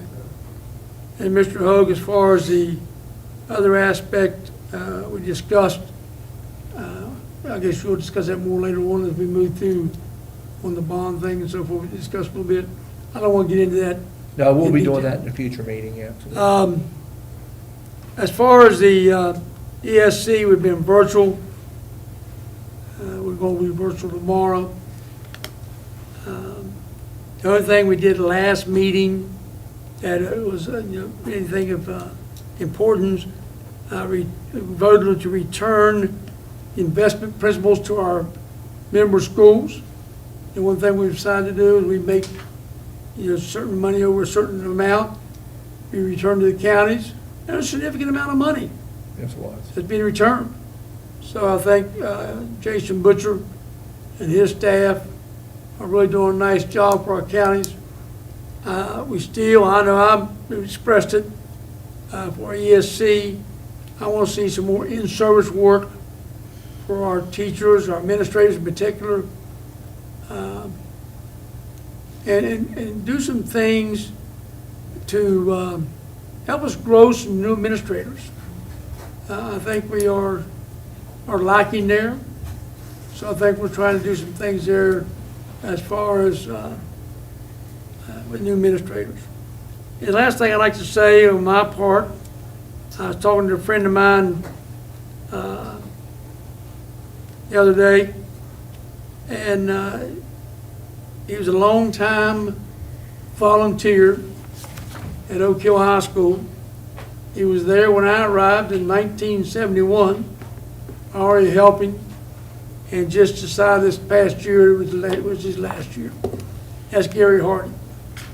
Gary did a lot of great work. Him and his brother both did. Larry passed away, but in our schools, it takes individuals such as that to volunteer to keep things going. So to Gary Harding, I say thank you for myself, and I hope from the board as well. Thank you, Mr. President. All right, thank you, Coach. Mr. Christ? Thank you. So with achievement, I know Miss Anna and our schedules haven't exactly matched up here.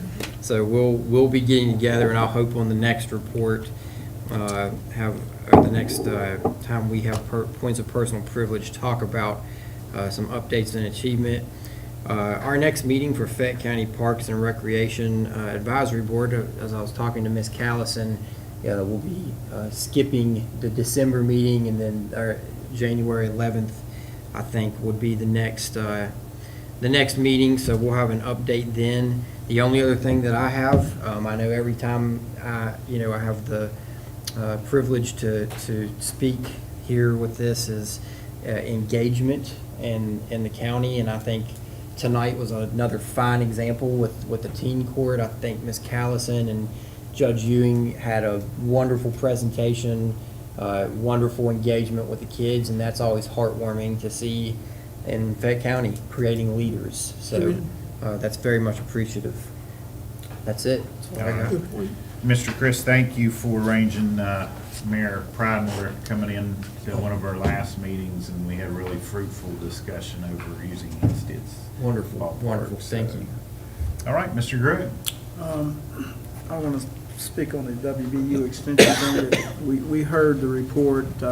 It kind of surprised me because the last conversation I'd had with JR was to try to compel the people at WVU to go for the third place. And I knew they were having a meeting, but he never told me that this came out of the meeting, and so I heard it tonight. And it's disappointing because they do an excellent job. I would have loved to have them in 3 places instead of 1. But be it as is may, we will work with them to try to, do the best we can with that situation. As far as operations, again, we can reiterate it. Mr. Payton has done an excellent job with, not just with our fields and our gyms, but with all of our schools and, the things they've done. Valley got the new bleachers, paint in the gym, a lot of different things. Not just down there, but all the schools. I know he's talked to us about the tracks, this and that. And the company that's putting the retaining wall down at Valley, they're doing a real good job with that. I went over and got as close as I could and took a peek, but they're doing a good job with that.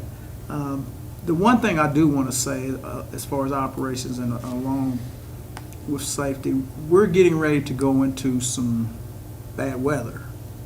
And I know that Mr. Payton and Matt's gone, but Matt will make sure that we follow all procedures as far as keeping our kids safe, especially if we get the snow they're talking about. We may have some slick roads on Friday. To that effect, we'll take care of that. But one thing that I do want to bring up is I see Miss Dooley has a bunch of orange folders back there. And I'm just guessing, but I imagine there's probably a couple threats in there. And it seems, and I say threats because it seems like anytime you see on the media, TV, or wherever, places in the other states where threats are being made at schools, things are happening, seem like it trickles on down to our schools. And I do believe that our teachers, our administrators, although some of them are tough, we're doing an excellent job handling those. And I think we need to applaud our principals, our Miss Klein, Miss Dooley, everybody for what we're doing, because we're probably going to see a lot more of them as time goes along. And we have to take them serious.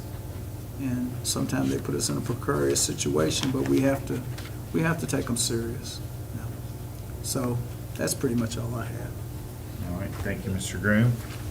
Ms. Whitlock, I know you're remote from us tonight, but do you have any updates that you'd like to share? Let's see, so I think you're muted.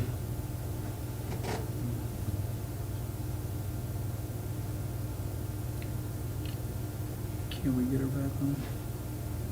Okay. All right, there we go. Yeah, there we go. I hate to miss a meeting in person anyway, but especially when so many of my favorite people and the people that are so involved with saving, helping, and giving our kids good direction are present. I did attend, several of us from the FRN and Carrie Strong, myself, attended the West Virginia Prevention Summit last week in Charleston. The keynote speaker was from SAMHSA, and there were several folks there from SAMHSA to offering us help for funding of programs aligned with prevention. What can we do to help you? What are the barriers that we're giving you? It was a very pleasant opportunity for everybody. And of course, when you talk prevention in West Virginia, there is never a time I've been at any meeting when someone, Diane or Carrie or Sue, isn't recognized from the podium about what Fayette County is doing. And I think our work with prevention and all the sidebars that connect into that are enormously noted. And appreciated in this state. No Vape November, a lot of the kids, if you're on Facebook or any of the social media, there's a lot of kids, middle school and high school, telling why they don't vape, and why they've chosen not to vape. Some of them are athletes, some of them are play music. It's all a different variety, and I always I congratulate Rhonda on how she's handled Project Aware to just not be just in the schools where we have Project Aware counselors, and that's very much appreciated. Friday night at the new convention center, the bingo fundraiser for Colton House is sold out. It has been sold out for a while. We're very proud to have been able to offer them space to have this event for that family, especially this time of year when everything is heavier than usual, and hopefully this gives a bright spot for him and his family. And I was wondering about, is there a way, we had all those kids, we have kids come to us all the time recently, last year especially, with ideas about how to fix this and how to do that. And is there a way we could maybe connect to either the superintendent's high school council group or leadership Fayette County to challenge them to help save or reconfigure Energy Express?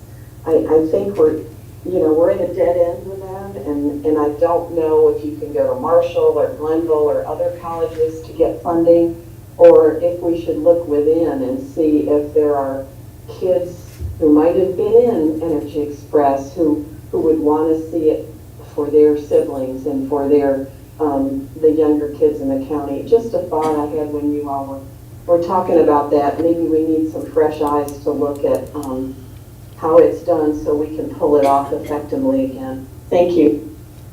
All right, thank you, Ms. Whitlock, and hope you're healing up well. All right, climate and culture. We are reviewing results from our last climate survey, which was, October, right? First couple weeks October.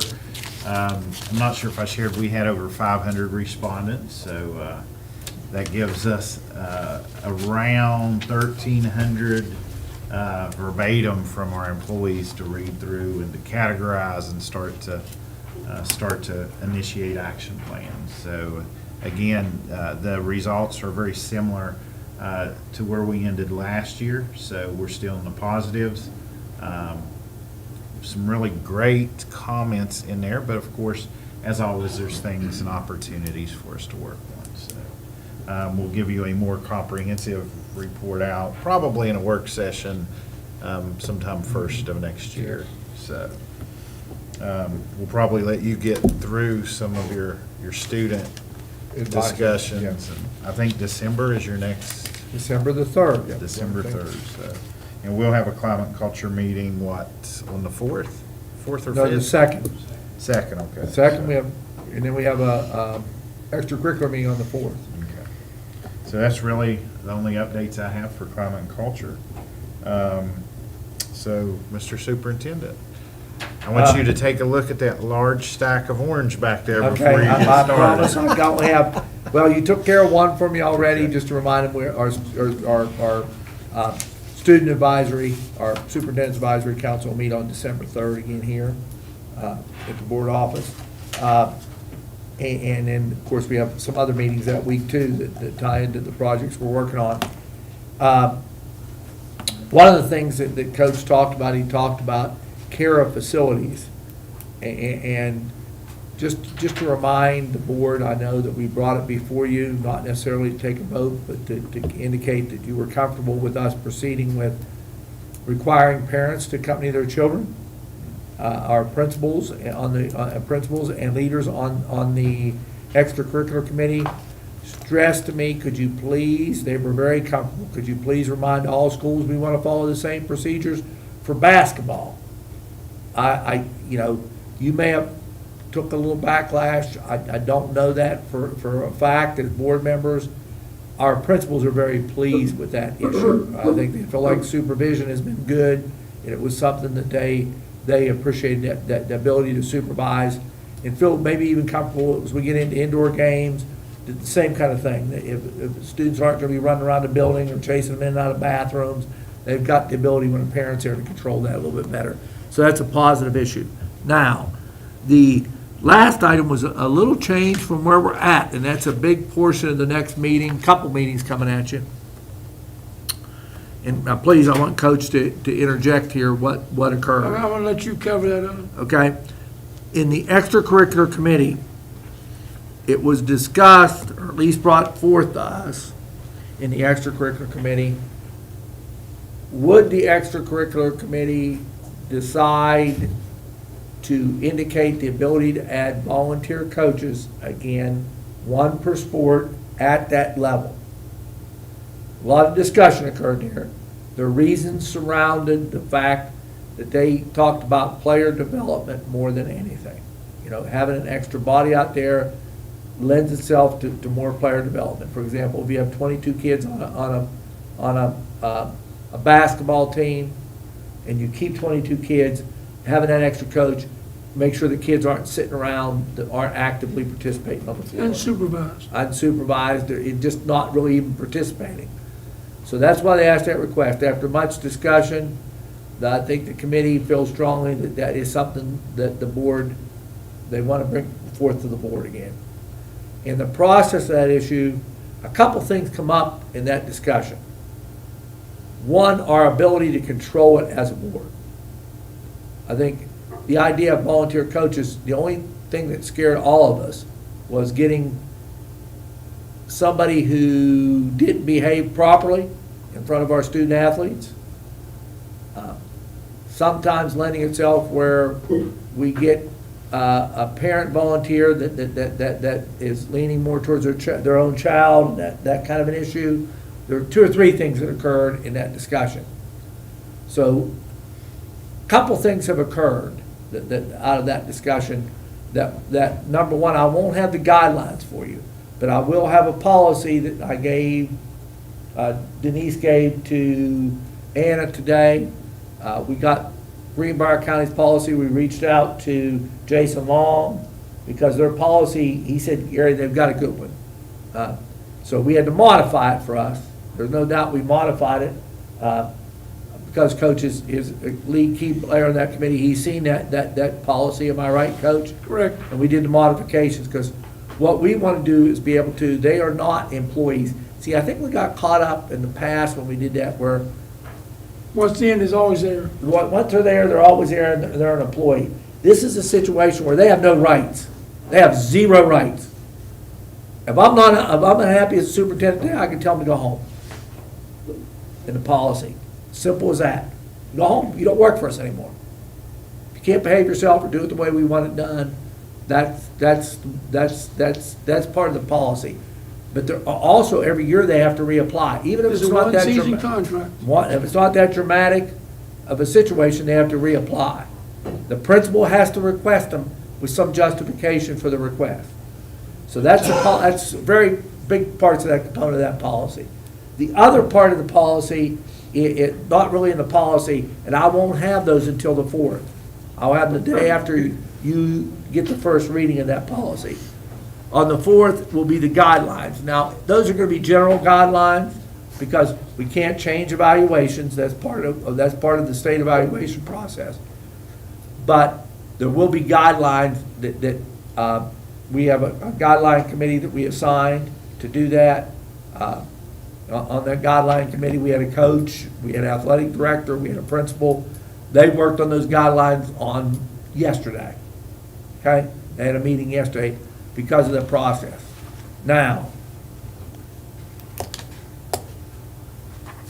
I will discuss with the board at the next meeting, once you see it, at what point we even consider entertaining and posting, because we have one request that occurred that is going to be timely in the middle of the season. And I think if the board is comfortable, we can proceed with posting. Doesn't mean that we have to accept that if you get down the road, but we're not doing anything with posting until we at least get the first reading approved by the board, and the board has looked at that particular issue. if you understand what I'm saying. Because we don't want to approve anybody for either volunteer slot until the board approves a policy. If the board doesn't approve a policy, we put it on hold. It sounds like the same thing Canoe County has. It sounds like the same thing they have. We have never handled it that way, and I was surprised. I did appreciate Jason Long when the committee asked me to do that, reaching out to Jason, and Jason quickly being able to provide Denise and I talked to Denise the next day, Denise and I, some information that we could operate with. Did they, in the policy Canoe County, we have to take the life-saving and AED and. Yeah, they have to still all do, that stuff. they all have to be Fingerprinting, SSAC, certified coach or It doesn't change that law. or professional. No, that doesn't change It anything. doesn't change, it's just gonna be for one season. It's almost like, well, I shouldn't say this because coach is always asking for a second. It's almost like my role, I'm a will and pleasure. You ready? I said that very cautiously because but it does create that will and pleasure. I saw. Josh is quick. I saw how you guys responded. Maybe can I change that subject from that? So the board is aware. I don't want to bring a policy before you see it in the packet. Next week when you get a packet dropped off at your house or you get your packet brought to you, whatever it is, because I'll talk to you guys about that just for a minute before you leave. Make sure you talk to me about packets and how you're going to get them because we'll be on break. And I think Wednesday we have a plan, right, Ms. Shoemate? Ms. Shoemate and I have a plan to make sure everybody gets what they need right before the holiday because everything gets slowed down. We put a plan together so we're on timely fashion for that December the 3rd meeting. So with that being said, that's really a basic overview of what we have going on right now. Okay. All right, any questions or comments for superintendent? All right, thank you, Mr. Trey. All Try to do right. it quick. And I'm assuming, Ms. Dooley, there were a lot of people back there, I couldn't see you, and don't take this the wrong way, but I was hoping, gee, Mrs. Dooley has a night off this evening, but it doesn't look that way, does it? A lot of those are ratifications, am I correct? So we will go into our 8,000 series, and in accordance with 6-9A-4.3 School Laws of West Virginia, the governing body of a public agency may hold an executive session during a regular, special, or emergency meeting upon a majority affirmative vote of those present for disciplining, suspension, or expulsion of any student in public school unless the student requests an open meeting. Do you have a motion to go into executive session? So moved. Thank you, Mr. Groom. Thank you, Mr. Chris.